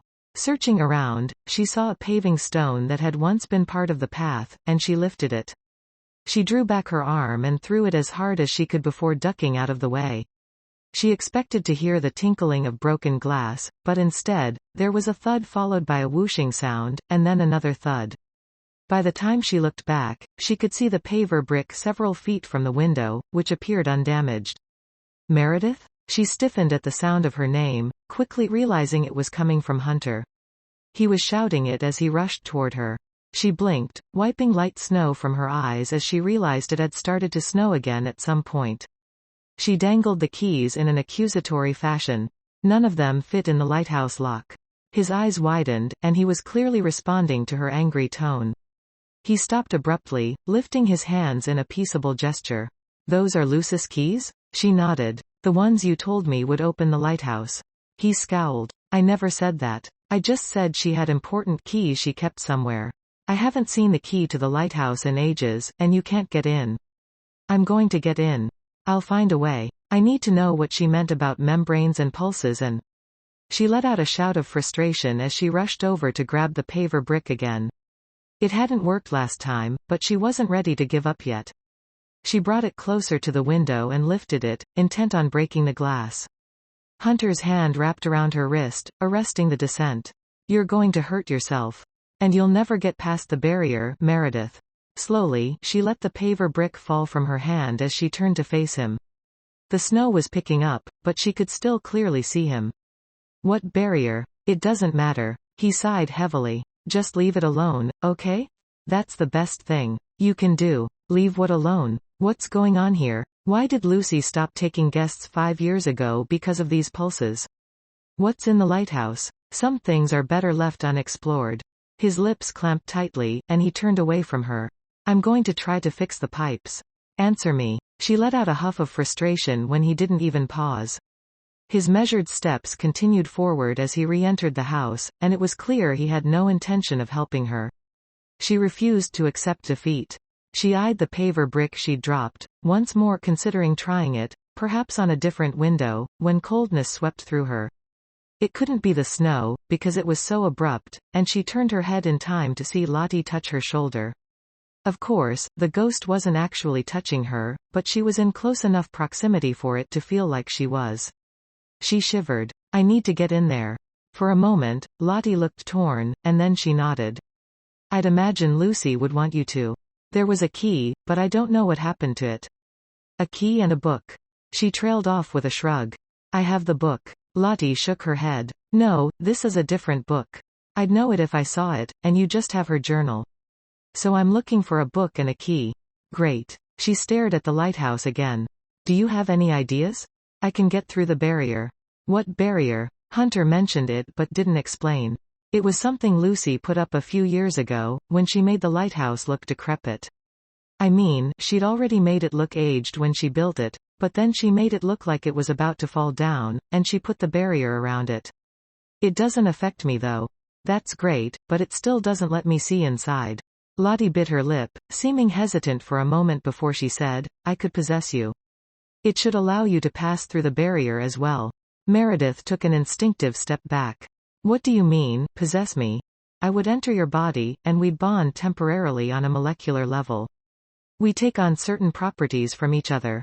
If you weren't able to handle a ghost possession, you would simply turn inside out and explode, but you have a gift.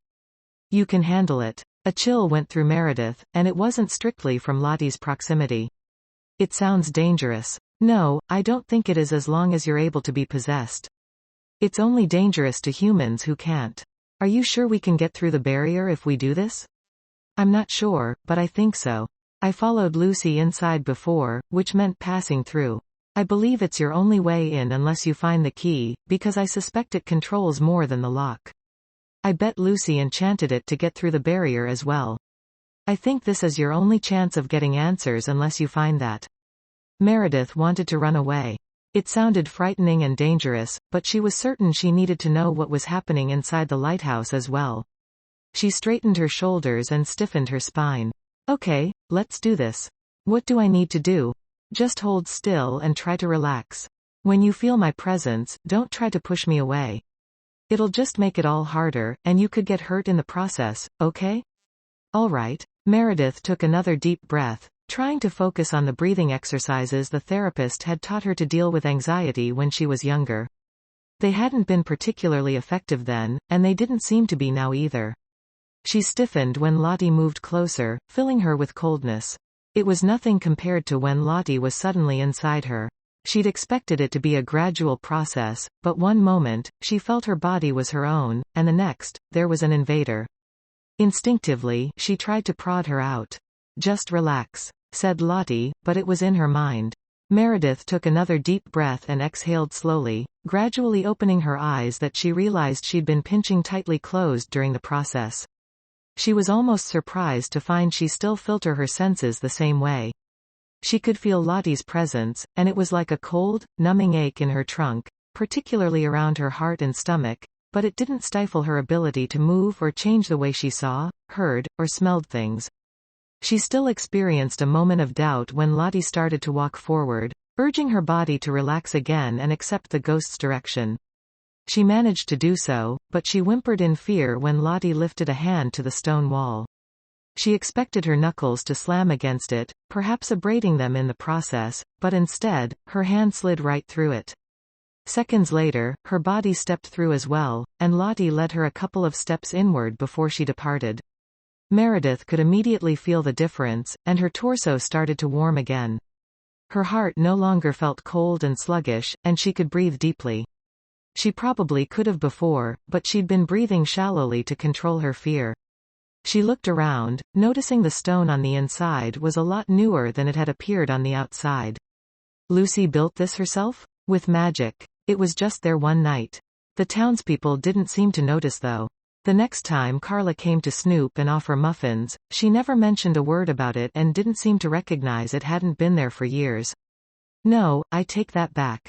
She commented that it looked like it was starting to fall down, and maybe Lucy should have it condemned. That was before Lucy made it look even more weathered. It certainly fit with what she was seeing. The ground was bare earth, and it was actually a shell of a lighthouse, rather than a functioning lighthouse. There were stone stairs that led upstairs, probably to an observation deck, but she doubted it would hold a light or any equipment to make it shine. This was intended to hide something. Lottie, what have you done? There was a strong hint of reprimand in Augusta's voice when she suddenly whooshed through the wall and appeared in front of them. Gemini tagged behind, looking a little fearful. Meredith was determined to get in, so I helped her. Lottie notched up her chin in a defensive way, indicating she had no intention of accepting Augusta's shaming. You know Hunter doesn't want her in here. It's dangerous. Meredith needs to know what's going on. Maybe she can figure it out. Lucy couldn't, but something's happening here. Meredith's eyes widened, and her stomach filled with a sinking sensation. Whatever was happening, it sounded like Lucy hadn't gotten all the answers either. How was Meredith going to do that when she didn't have Lucy's skills or magic? What is going on here? She asked that a Gemini, sensing the young ghost was the least likely to be able to deceive her.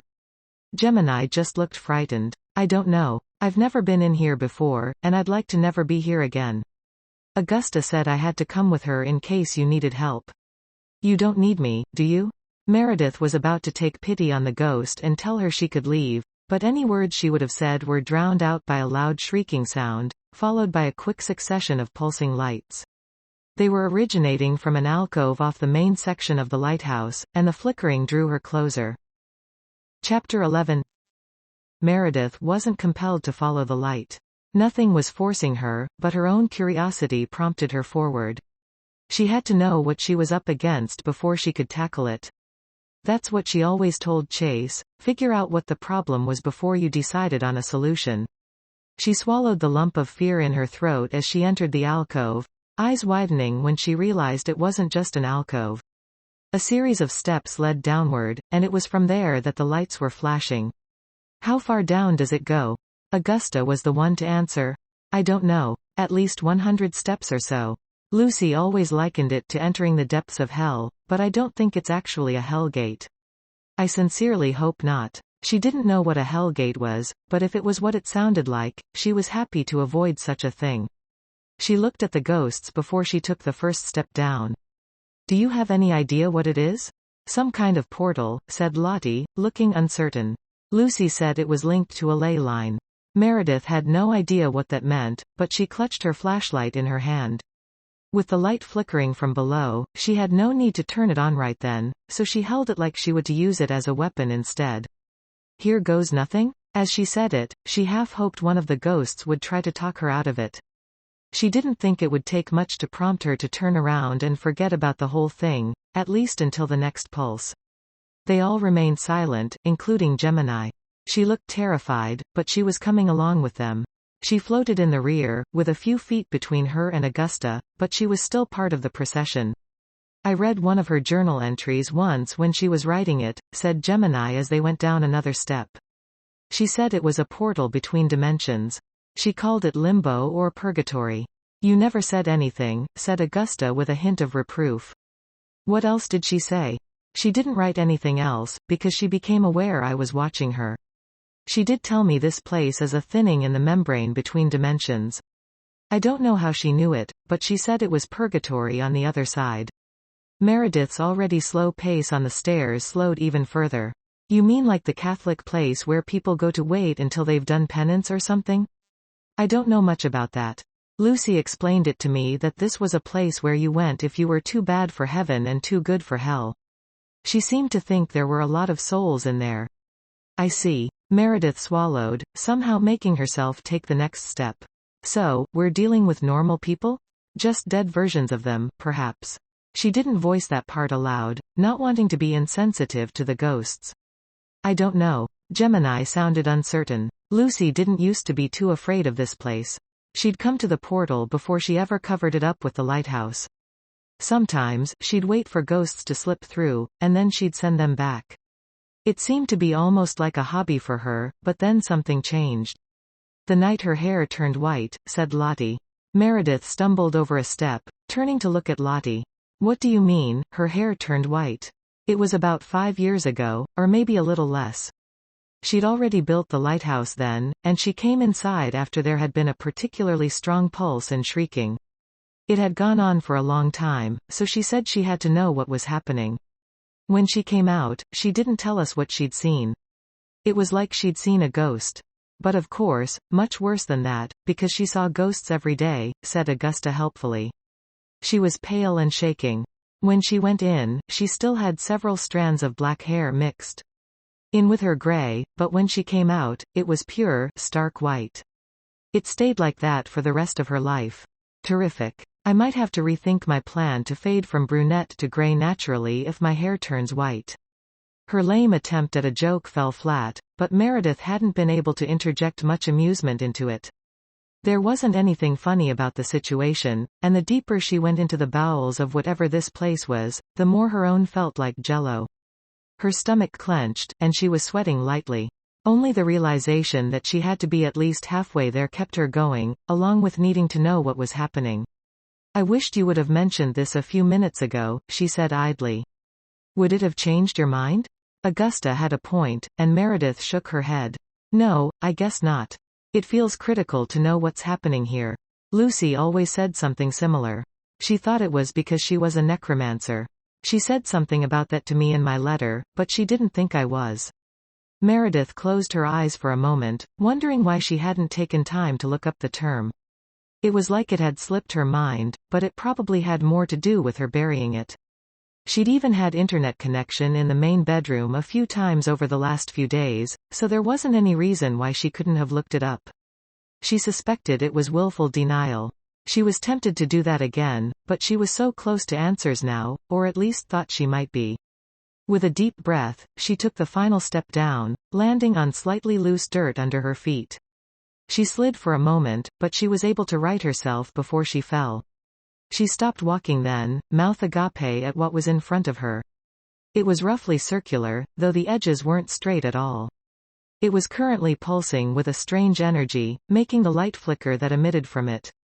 As she got closer, something made her feel ill. Her stomach churned, and her head ached. Whatever it was coming from the portal itself. She took another hesitant step closer, trying to peer through the portal. It was hard to see much of anything with all the light, and even when it flickered, it didn't reveal much. It all appeared to be a solid white mist, interspersed with lights. As she watched, the portal bulged outward, and there was another shrieking sound. She swore she saw a form in the mist for a moment, and it seemed as though it was pressing against the walls of the portal, trying to push its way through.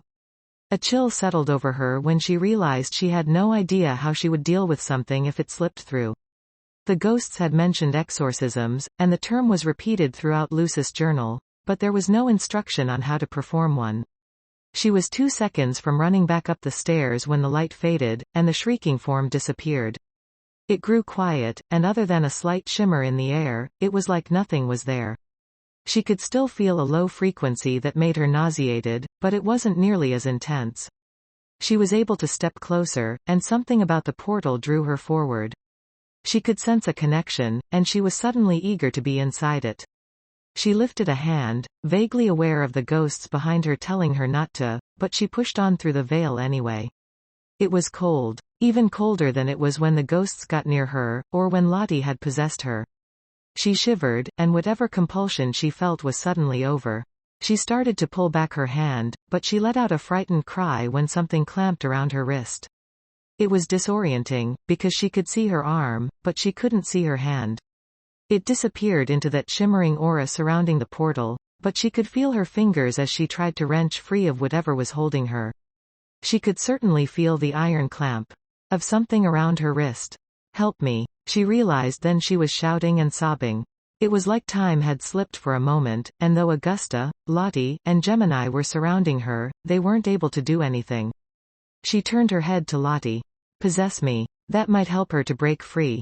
Before Lottie had a chance, hands were suddenly on Meredith. She recognized them on a subconscious level, and she relaxed without thinking as Hunter's arms wrapped around her.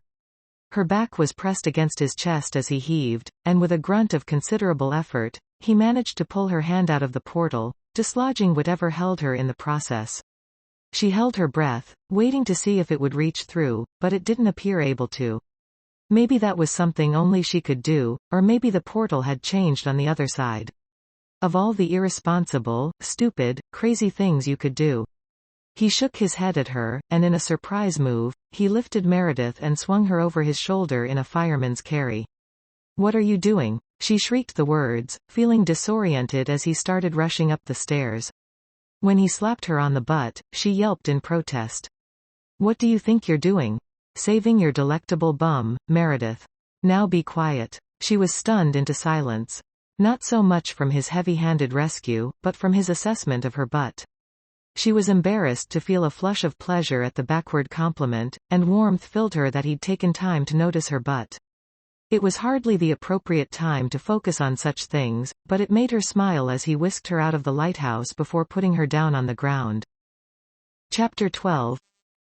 Before Meredith could get in a word edgewise, Hunter's hand clamped around her wrist, and he was half dragging her behind him into the house.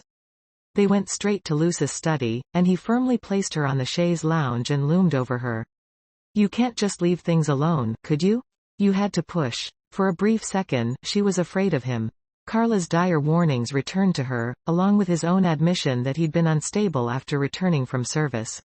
Yet when she looked closer, that fear faded away. He was clearly angry, but she suspected it was concern and his own dose of fear that prompted most of his overreaction. That allowed her to keep her voice calm when she said, "I have to know what's going on here if I'm going to stay and make it my home. Lucy left it to me for a reason." Lucy was daft. He roared that, but then he turned away from her.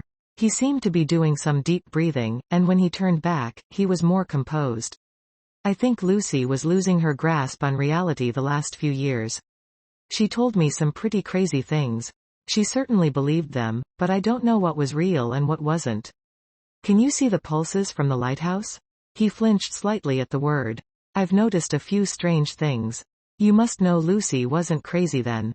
So why are you so angry with me for trying to do what she wanted me to do?" "I'm not angry. I'm trying to protect you. I suspect Luce's attempts got her killed, and I don't want the same to happen to you." Meredith reared back slightly. "How can that be? She died from a stroke." "Maybe, or maybe something she was mixed up in caused the stroke. She talked about you a lot, especially considering she didn't know you very well. She was worried about putting you in the position you're in now, and she made me promise to look out for you." "That's so sweet of her. And you." She cleared her throat. "You could have just tried telling me that instead of stymieing my efforts." He didn't look at her. "I don't know what you're talking about." She snorted slightly. "You must have the key, or you wouldn't have been able to get into the lighthouse." "I had to let Lottie possess me to get through the barrier." His eyes widened, and he stopped the slow pacing he'd seemed to be doing unconsciously. "You let Lottie possess you? What does that even mean?" "Lottie is one of the ghosts." With a terse nod, he said, "I know." She felt a stirring of excitement. "Can you see her?" He looked around. "Is she here now?" Meredith cast a quick glance, and she didn't see the ghosts, but she suspected they were eavesdropping outside the room in an attempt to be discreet. "No, I don't see them right now either." Her eyes narrowed slightly. "But you know about them." "Lucy?" He slowly nodded. "She told me about them as well. They haven't been the only ghosts to cross her path over the years, and sometimes, they even stay here at the inn for a while. Lucis helped more than one resolve something before sending them to the next dimension. All I saw in her journal were a list of exorcisms, along with some entries about the lighthouse."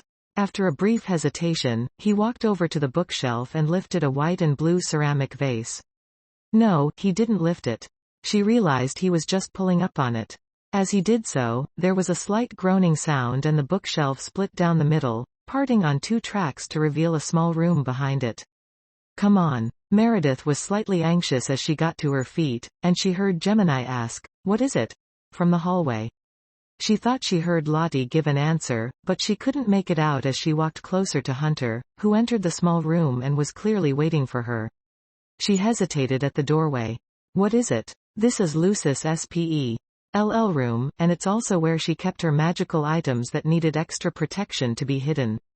As he spoke, he reached behind him to flick on the light. She wasn't certain what she'd expected from a spell room, but this looked more like a utilitarian maintenance closet. There was tile on the floor, satin finish white walls that would be easy to clean, and a collection of shelves built into the small space, all neatly filled with items. "This is a spell room?" As she asked, she crossed the threshold, and a chill went through her.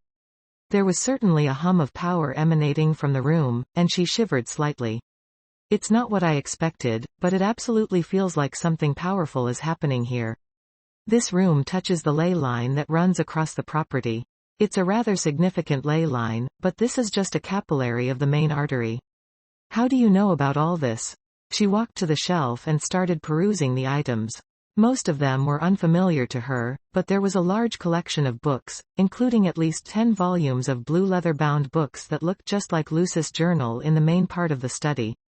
Idly, she reached for the first one, her eyes widening as she read the date was more than 50 years ago.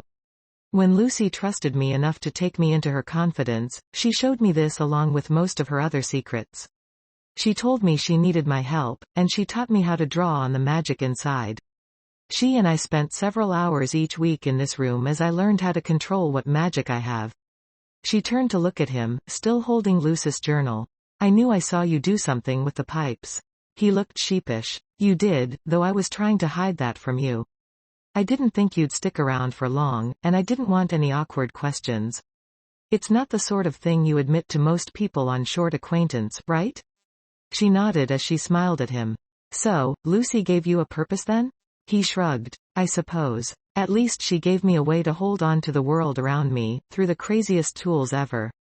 Sometimes, it's still hard to believe everything, and I know magic." "But you can't see the ghosts?" He shook his head. "I can sometimes sense when they're nearby, but I can't see or hear them like Lucy could, except maybe Lottie. I've heard her voice a few times and seen a vague image of her, likely because she's older and stronger than the others. I'm sure Lucy could probably see them because she was a necromancer, and you have some in your lineage. I must have some witches somewhere in mine, but apparently, they didn't have any extra skills with the dead." Meredith shivered at the thought. With the dead. She turned back to the shelf to gently return Lucy's journal, though she planned to dive into the full collection. "What a horrible talent to have. It turns out I can add necromancer to my list of accomplishments, which include throwing terrific parties and being the consummate hostess." She shook her head, feeling like she'd wasted her life. An image of Chase popped into mind, and she knew she hadn't. It was still going to be an adjustment to truly accept her mother had sent her to a therapist who deliberately suppressed all her innate talent with Meredith's own culpability.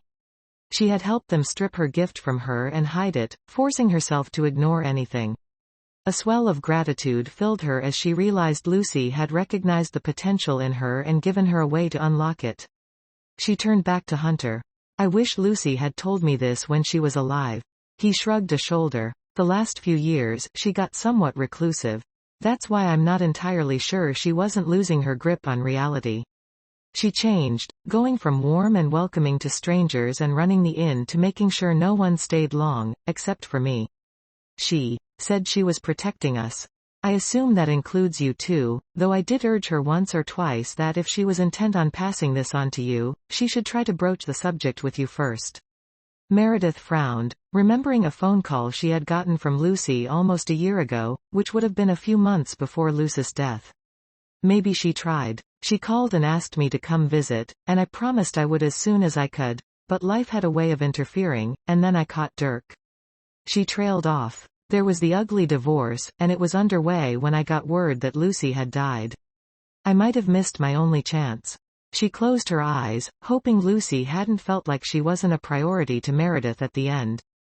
Though she hadn't known the other woman very well for very long, she'd had a connection with her, and Lucy had obviously felt the same.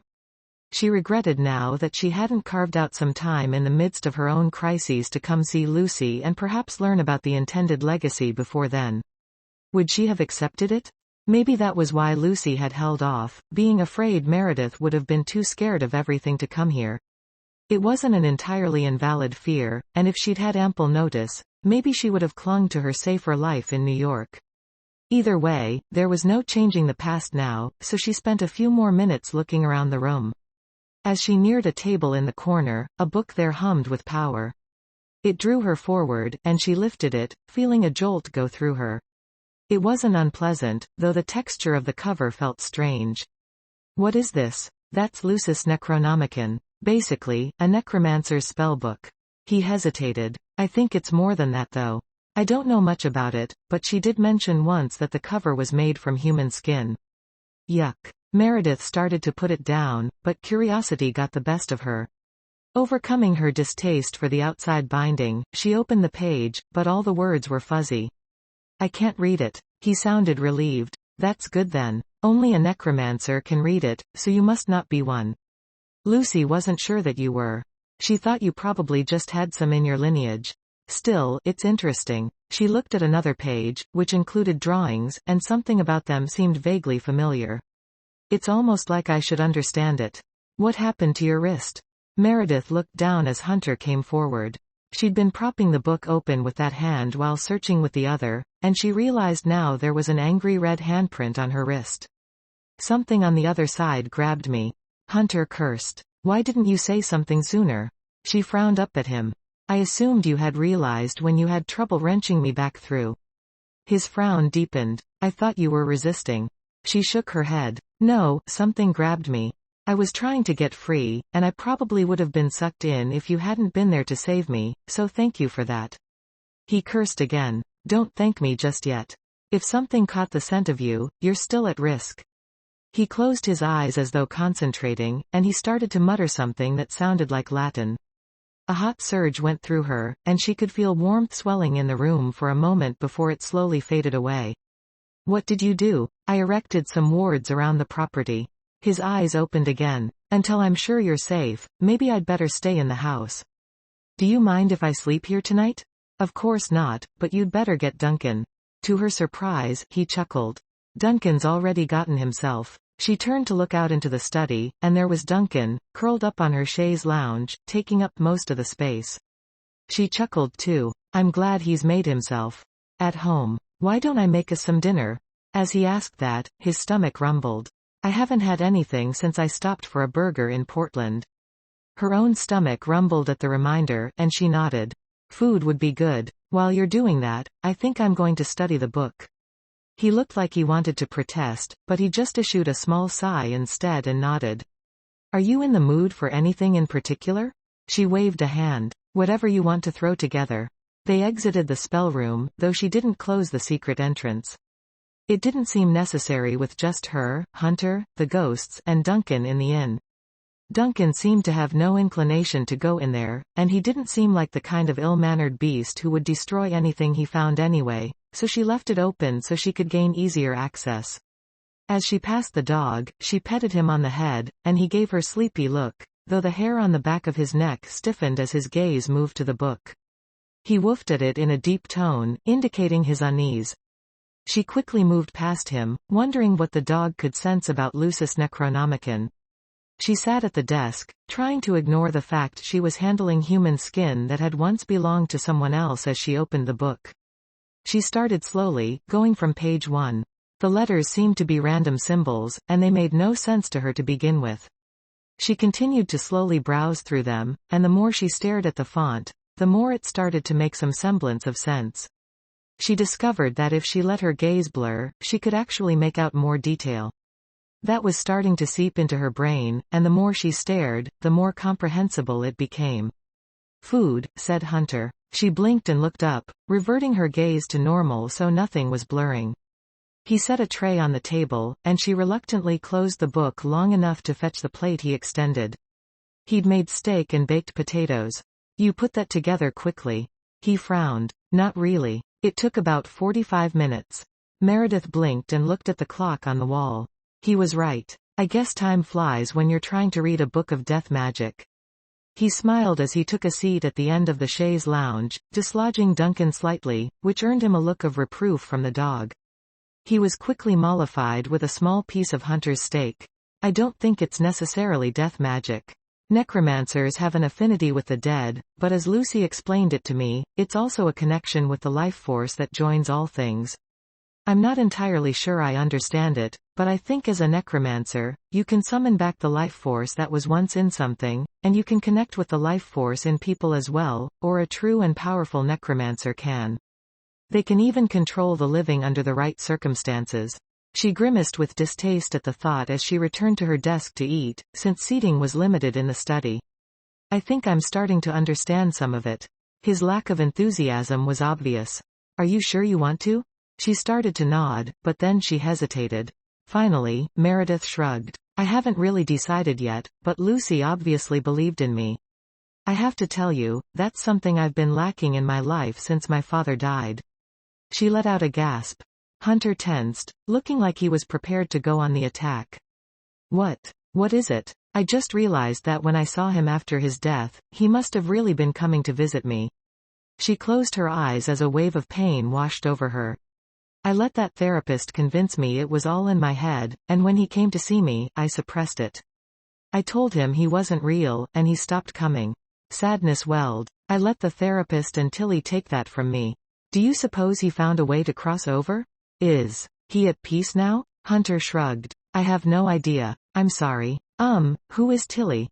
Meredith wrinkled her nose. Matilda Stewart Rains, my mother.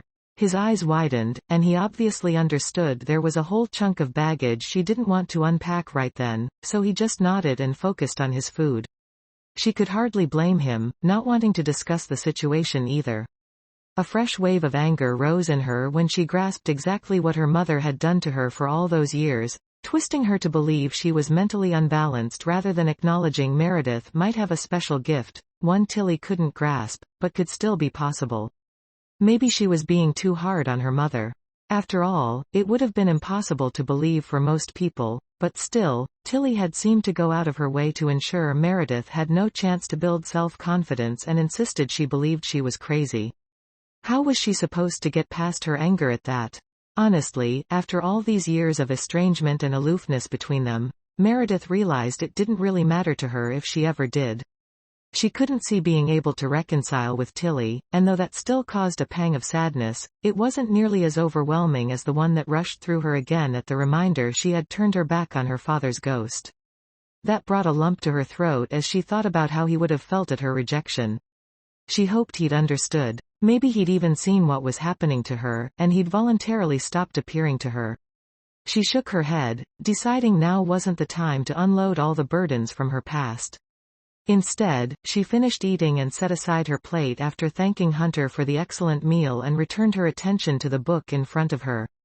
She managed to study it for almost an hour, but between having to hold her gaze in such an odd way, and the manner her head pounded with each bit of knowledge she seemed to gain, she soon had a migraine. With a groan, she closed the book and dropped it in the drawer beside where she kept Lucy's journal. I have to go to bed. Hunter had been reading quietly, and he looked up now, concern evident.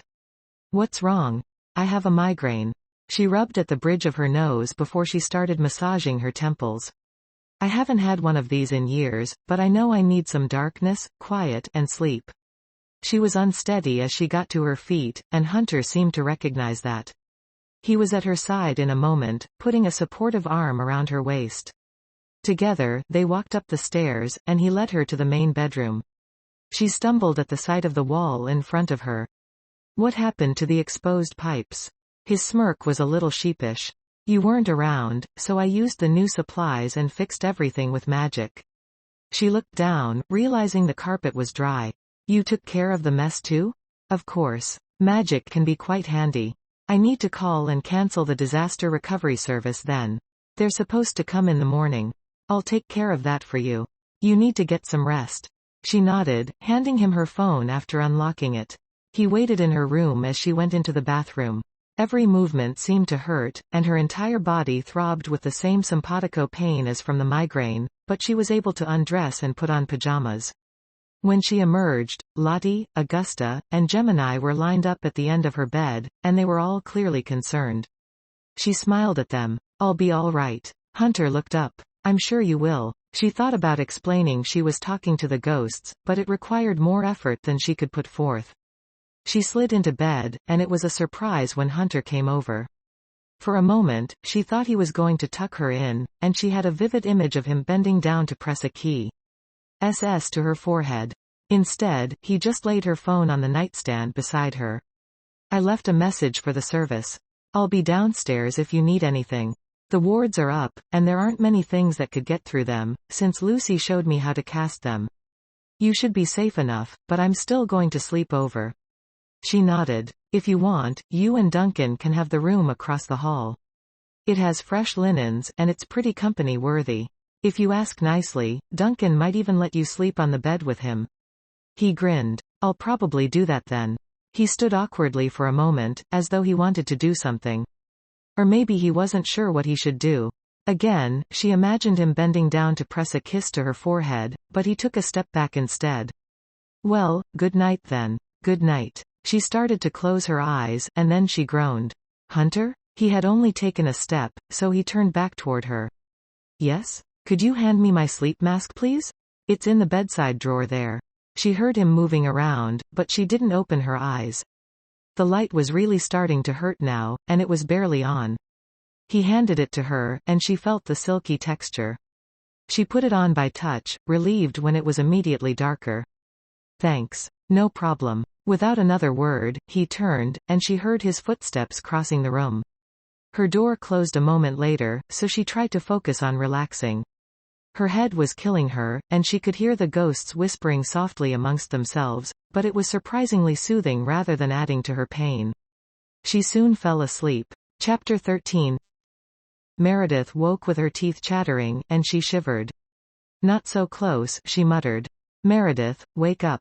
Augusta sounded frantic. She opened her eyes, and for a moment, she thought she was blind. She shouted in fear before recalling she was wearing the sleep mask. She tried to lift a hand to remove it, but she was paralyzed. What's happening? See if you can remove her mask, said Gemini. Obviously, she was talking to someone, but Meredith had no clue whom. There was an extra cold sensation for a moment against her face, and she felt something slip under the edge of the mask. It only dislodged it a couple of inches, but it was enough to free one of her eyes. That's the best I can do, said Augusta, sounding exhausted. Meredith's eyes widened, though she could only see with the one. There was something hovering above her. It had the vague shape of a man, but it was glowing, and he was the source of the coldness seeping into her. He was slowly enveloping her, and that was why she couldn't move. At least her voice still worked, and she shouted, Hunter, help me. As she opened her mouth, the entity came closer. He opened his mouth as well, and she had the disgusting thought he was going to kiss her. She tried to turn her head, but her neck was now paralyzed as well. That cold sensation was creeping up over her, and she was certain the thing was pinning her down. It lifted a hand and pressed it to her face.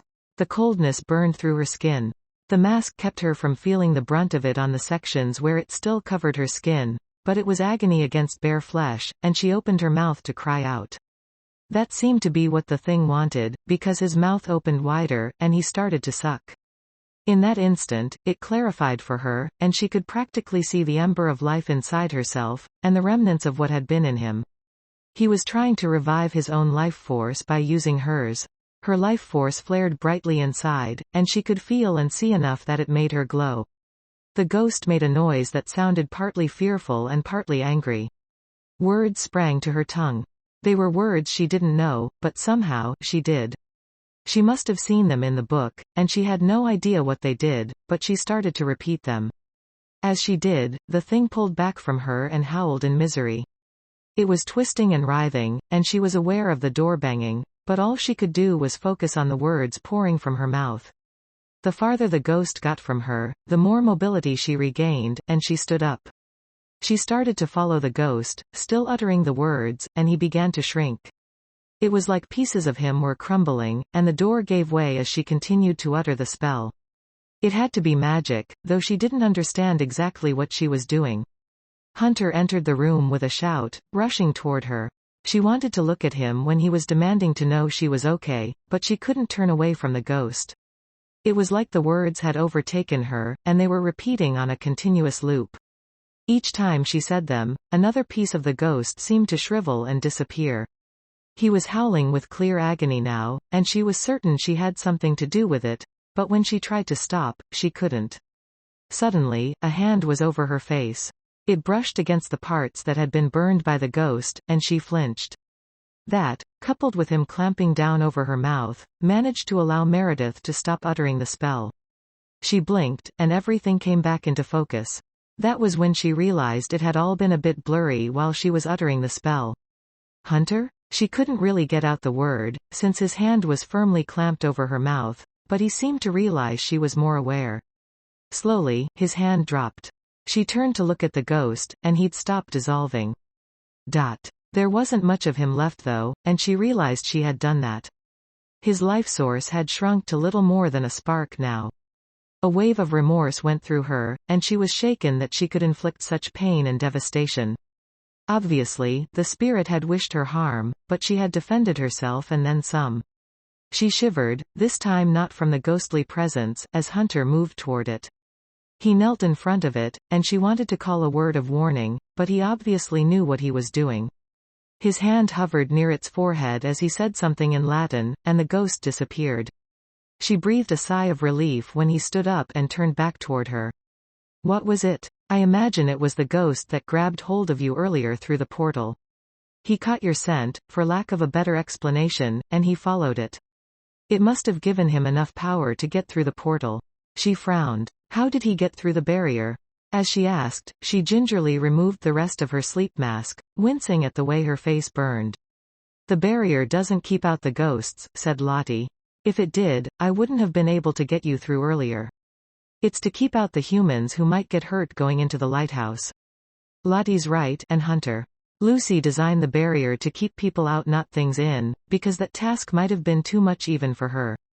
Instead, she focused on exorcising whatever came through. Is that what we were doing, exorcising him? Hunter's mouth tightened slightly. That's what I was doing. You were destroying him bit by bit. She shivered. He's already dead, so how could I destroy him? You were stripping his soul away molecule by molecule. If you had done that, there would have been nothing left of him. All I did was send his soul back to purgatory. Exorcism allows them to retain their form and perhaps some hope of peace in the future. But an excoriation spell like you were saying wipes away all trace of their existence. She shivered again. I had no idea. I didn't even know the spell. It just came to mind. You must have a stronger connection to your ancestral magic than even Lucy realized. I imagine that, combined with looking at the Necronomicon earlier, jarred an instinctive memory. He gave her a small smile. Maybe let's focus on teaching you the exorcism spell instead? She nodded eagerly. I really don't want to destroy anyone's life force completely. He frowned. What do you mean? Hesitantly, she tried to explain how she'd sensed when the ghost connected with hers, saying, I think that's how he found me rather than by scent. He must have latched on to the signature of my life force or something. I wonder if he'd been able to drain me, would he have regained his corporeal form? Hunter shrugged. That's beyond my pay grade. Maybe you can find the answer in some of Lucy's resources? He shivered, clearly mulling over the idea and not liking that possible outcome of the encounter. Maybe you should have excoriated him instead. No, your way is better, and it sounds like I have a lot of research ahead of me. She let out a sigh as she turned to the ghosts, who were hovering nearby, but they'd remained quiet. Thank you for saving me. To her surprise, Lottie gave her a stiff nod, but neither Augusta nor Gemini said anything. They both seemed to recoil, and in seconds, they had disappeared. She frowned in concern as Hunter said, How about a stiff drink? She nodded her agreement, and at least the migraine had cleared. Whether it was the adrenaline from the ghost's attack, or she had slept it off beforehand, she didn't know. Either way, she was glad it, and the ghost, was gone. Chapter 14. They found themselves back in Lucy's study, and Hunter went right to the stash of liquor she'd discovered a few days ago. Lucy had apparently had a fondness for scotch, and he poured them both 2 fingers' worth before handing her a glass. She collapsed at the desk, looking briefly at the Necronomicon. For a moment, she was tempted to crack it open, because she wanted to know if she could read it now. Cautiously, she opened to the middle of the book, and she didn't have to blur her gaze this time. She could see the symbols, and they made sense. I think I can read it now. She closed it though, not wanting to tempt fate with the idea of another migraine. He frowned as he came to sit on the corner of her desk. You must have a lot more power than Lucy realized then. Only a true necromancer could read that. She leaned back in contemplative silence for a moment. When I knew Lucy, I was actively suppressing my abilities. I've spent a lifetime thinking I was crazy, and my mom forced me into therapy from the age of 11 to 17, where Dr. Barker assured me I was nuts. Of course, he didn't use that phrase, but it's how one starts to feel. I thought I was a freak, and it was all in my head. I guess I was more successful at suppressing my power than I realized, and apparently, Lucy didn't realize that either. It's a scary prospect, but maybe it's a good thing. If you're really going to take over Lucy's work, you need all the power you can get. And all the help. She slanted a glance up at him through her eyelashes. Once again, thank you, Hunter. Obviously, I defended myself, but I would have ended up destroying that entity entirely. She shivered. He felt malevolent, and he clearly wanted my life force, but I didn't want to kill him. When you're first discovering your power, it's difficult to control. You have a lot to learn, but you have Lucy's resources to help you, along with her special room on the ley line. You can handle this. His quiet confidence buoyed her own, and she managed a small smile as she took another sip of the scotch. It was smooth, with hardly any burn, and she appreciated Lucy's taste. Did you see how the ghosts were? He frowned. Not really, since I can't see them. She nodded, recalling that pertinent fact as she'd asked the question. They seemed distant with me, and I swear they were afraid. Hunter sighed as he finished his scotch before setting down the glass. That's hardly surprising, is it? They watched you practically rip apart a ghost, so they know the kind of power you have. Being ghosts themselves, they must have some fear that maybe you'll do the same to them. Her mouth dropped open. I'd never. His tone was gentle. I'm not the one you need to reassure, huh? She nodded slowly. I do have a question. He arched brow. Yeah? How did the ghost get through your wards? I suspect it was the delay. I didn't know the thing had touched you, and there was a possibility it might track you to this side. It was probably already in the house waiting when I raised the wards, and then it wouldn't have been able to get out. From now on, I'm going to keep the wards raised. I got out of the habit with Lucy gone, and everything relatively quiet. That was clearly a mistake. Does keeping them up drain you magically or physically? I don't want you hurt. He shook his head. As long as I spend a few minutes along the ley lines each day, it recharges my power. As Lucy explained it to me, the ley lines are a critical power source for magical creatures. It's like the greatest energizer battery in the world. They're even more powerful at certain times of the year. She laughed at the battery analogy in spite of the somberness of the evening. I'll have to keep that in mind. A yawn surprised her, and she realized she was ready for more sleep. I'm tired, but I really don't want to go back upstairs alone. He nodded, standing up. A moment later, he took her hand, careful to avoid the burn spot on her wrist, and led her to the chaise lounge. He sat down first before gently pulling her down beside him. He put his arm around her, and she laid her head against his shoulder. It was comforting and achingly intimate, but he didn't seem to have any romantic intentions toward her. You should get some rest. My face hurts, she said softly. It was throbbing. He shifted their position for a moment, turning her head to face him. Gently, he traced his fingers over her skin, and when he did, it tingled at each touch. At first, she thought it was all a physical reaction to what she perceived as a touch of affection, but as the pain faded, she wasn't so sure. When he touched her wrist, the handprint burn started to disappear as well, and she realized he was using magic to heal her. It might be strictly impersonal for him, though it definitely didn't feel impersonal to her. It left her breathless, and she was a little dizzy.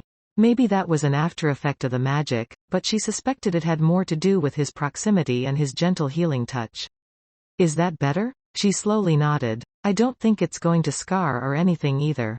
Thank you. As with most things, you can ultimately thank Lucy. She's the one who taught me everything I know. She's the one who recognized the potential in me. In me as well. They spent the next several minutes talking, though Meredith realized she was losing the thread of the conversation. She was making drowsy responses that didn't seem very comprehensible, but she enjoyed the soothing sound of his voice washing over her, and despite what could have been a potentially uncomfortable situation, she finally fell asleep again. Meredith woke with heavy weight on her at some point. She'd shifted to lie straight across the chaise instead of against Hunter with his arms around her. She expected it to be his weight holding her down, but when she turned her head, she encountered far more hair than she'd expected. A second later, the waft of doggy breath washed over her face, and she coughed. That was followed by a slurp across her face, and the skin was still slightly sensitive from where the ghost had burned her before Hunter healed her, magnifying the effect. She giggled and shuddered at the same time. "Good morning, Duncan." The dog seemed like he was grinning at her, and he had his paw across her shoulder. Most of his body laid over her, and she had to gently urge him to move so she could manage to do the same. "Where's Hunter?" Duncan sat up, ears perking at the sound of Hunter's name, but he didn't offer an answer. Not that she actually expected one. She stood up, wincing at some of the aches and pains. She was too old to be sleeping on the chaise lounge, particularly with a heavy dog on top of her, but she soon stretched out the stiffness. She paused to pat Duncan on the head before padding from the study. Her first thought was to go outside to the patio, but then she realized nature called. First, she sought out the bathroom, and when she'd finished, she emerged to find the three ghosts waiting for her. They all seemed just a little leery, but they didn't have the same blatant fear. "I'm never going to hurt you." She said that in a solemn way, wanting them to believe her. The three of them exchanged glances, and Augusta nodded. "We realize that. It was simply a visceral reaction to seeing what you could do. It's frightening to know you could destroy us, but we also know you were defending yourself." "You're kind of scary," said Gemini with a hint of awe. "It's kinda badass though, isn't it?" "Such language," said Augusta with a click of her tongue. "Honestly, it's just terrifying until I learn how to count. Roll it. I promise though, I won't do anything to hurt the three of you. Obviously, you're part of this house and a package deal. Lucy enjoyed having you around, and I enjoy your presence as well." She had a feeling they might drive her crazy from time to time, but having three ghostly roommates was hardly a stiff price to pay for the chance at the new life Lucy had given her. "Thank you again for helping me last night. How did you move the mask, Augusta?" "I've been a ghost for a long time, so I've had lots of time to practice focusing my energy. It takes a lot out of me though, and I can't do much." Lottie's much better, but she was a bit frozen last night. "I was scared to get closer to that thing," said Lottie, looking embarrassed. "That's perfectly natural." She looked at Augusta again. "I hope you're feeling okay this morning." Augusta nodded. "Ghosts don't sleep, but I fell into sort of a semi-trance state, I guess you could say. It's restorative. It probably stokes what life force remains." As she said that, Meredith stared at Augusta and then Lottie and Gemini. She could see a faint glow emanating from each of them that seemed to be centered just below their hearts. It was that ember of life force that she'd sensed in herself and even the dead entity. Theirs was only a fraction as bright as hers, but it was far brighter than the ghosts that had assaulted her had been. It had to be what kept them tethered to this dimension and prevented them from crossing over. It was interesting, but she didn't see how the knowledge could be useful for them, at least not until she learned more about it. "Have you seen Hunter? He's outside painting," said Augusta. She sniffed. "I guess you're going ahead with the plan of turning this place back into an inn?" "That's the idea. Lucy closed it for a reason," said Augusta with a wrinkle of her nose. "Just ignore Augusta. She never liked having guests anyway," said Gemini. "She prefers to stay to herself." "That's not entirely true. I just don't like strangers traipsing in and out of our house." Meredith smiled. "We'll go slowly to give you time to adapt." Augusta sniffed again, but she didn't bother to argue anymore. Clearly, she was resigned to the fact Three Crones Inn would once again be open to guests at some point in the future. Meredith skirted around the ghosts, not wanting to inadvertently have one pass through her. She stumbled for a moment as she realized she no longer felt so cold around them. She turned back to look at them, searching for an explanation. "It's strange, but you no longer feel so cold to me. Lucy never found us cold either. Maybe you just adapted, or perhaps it's because you're recognizing your power, so you're immune." She shrugged at Lottie's theory, deciding it was as valid as any unless she found information saying otherwise. She was relieved to no longer feel so frosty around the ghosts, though it was somewhat of an early warning system. She wondered if it was just these particular ghosts she was immune to now, or if it would be all ghosts. If she were living a normal life, she'd want it to be all ghosts, but if she was going to step in for Lucy and take over her role of guardian, it might be handy to know when ghosts were near. It was something to add to her list of items to learn more about, which was a long list indeed. Between what she had to learn and getting the inn ready, it would probably be a long time before Augusta had to worry about guests. She slightly re-evaluated that opinion when she stepped outside a minute later. The garden that had been overgrown and untidy was now neat as a pin. There was a perfectly landscaped maze at the center of it, and plants appeared ready to bloom to life as soon as spring came. She frowned in confusion as she walked toward the sound of Hunter whistling. As she turned the corner, her eyes widened at what lay before her. The wall he was working on looked fully restored. He was currently painting, but he wasn't doing it manually. He was using magic to wield the brushes as he sat in a lawn chair. It was quite amusing to see him bundled up in a parka with heavy snow pants and boots while leaning back in the lounge chair. She shivered, realizing she should have grabbed her own winter gear, and her shoes were soaking wet from the accumulation of snow, but she ignored it for the moment. Magic? He nodded as she stood above him. Yep. Why didn't you do this sooner? He sent her a chastising look. Surely you figured out by now I was trying to sabotage your attempts? Lucy asked me to protect you, so I figured I'd help you get back to New York as quickly as possible. So that long laundry list of items you gave me that need to be repaired around here. Totally true, but they won't take nearly as long as I lead you to believe if I'm using magic. You'll have this place ready in months instead of years. She heard a harumph sound behind her, quickly identifying it as Augusta. Obviously, the ghost disapproved. Meredith would try to help her adapt to that, but she couldn't stand to see the potential of the inn go to waste. Was it hard on Lucy to shut it down for the last few years? It seemed like it, but then she was so focused on everything that was happening. He trailed off with a shrug. Do you think I'm making a mistake reopening? He hesitated and then shrugged. I can't really say. I will tell you that Lucy lacked some balance in her life toward the end. Maybe her focus on whatever was happening in the lighthouse was necessary, but it didn't seem all that healthy. I think it's a good idea to make your life about more than just Lucy's work. I agree, said Lottie. Thanks, she said that over her shoulder. Hunter blinked and then laughed. It's definitely like having Lucy aground again sometimes. She used to talk casually to the ghosts whenever I was around. Of course, she never did when other people visited. That's not true. There was one time she was talking to me when Carla creeped in with her muffins and caught her talking. Lucy told her she was just talking to herself, but I think Carla suspected something then. Meredith looked at Gemini. You really think Carla has some idea of what's going on here? The young ghost shrugged. I don't know. If she has any sensitivity to magic, maybe she senses something. What she doesn't sense, she makes up for in snooping, said Lottie with a strong hint of disapproval. You'll have to watch out for her. She likes to sneak up on you and catch you unaware, trying to figure out what you're doing. Lucy seemed to regard it as a game, but I'm sure you can't trust her. I already know that about her. At the least, she's a terrible gossip. Carla wasn't on her list of friends or potential friends, but that reminded her she had an appointment to have a drink with Courtney coming up, and she was looking forward to that. If she was going to stay in Crowder and get Three Crones revitalized, it was important to start making connections in the community. Judging from the warnings of the people around her, it was going to be an uphill battle to be accepted, so she might as well start sooner rather than later. That could all wait though, because suddenly, she was starving. How about I make us some breakfast? Would you rather have waffles or French toast? French toast. Do you have any bacon? Of course, I have bacon. She acted like the question offended her. What kind of Philistine would run out of bacon?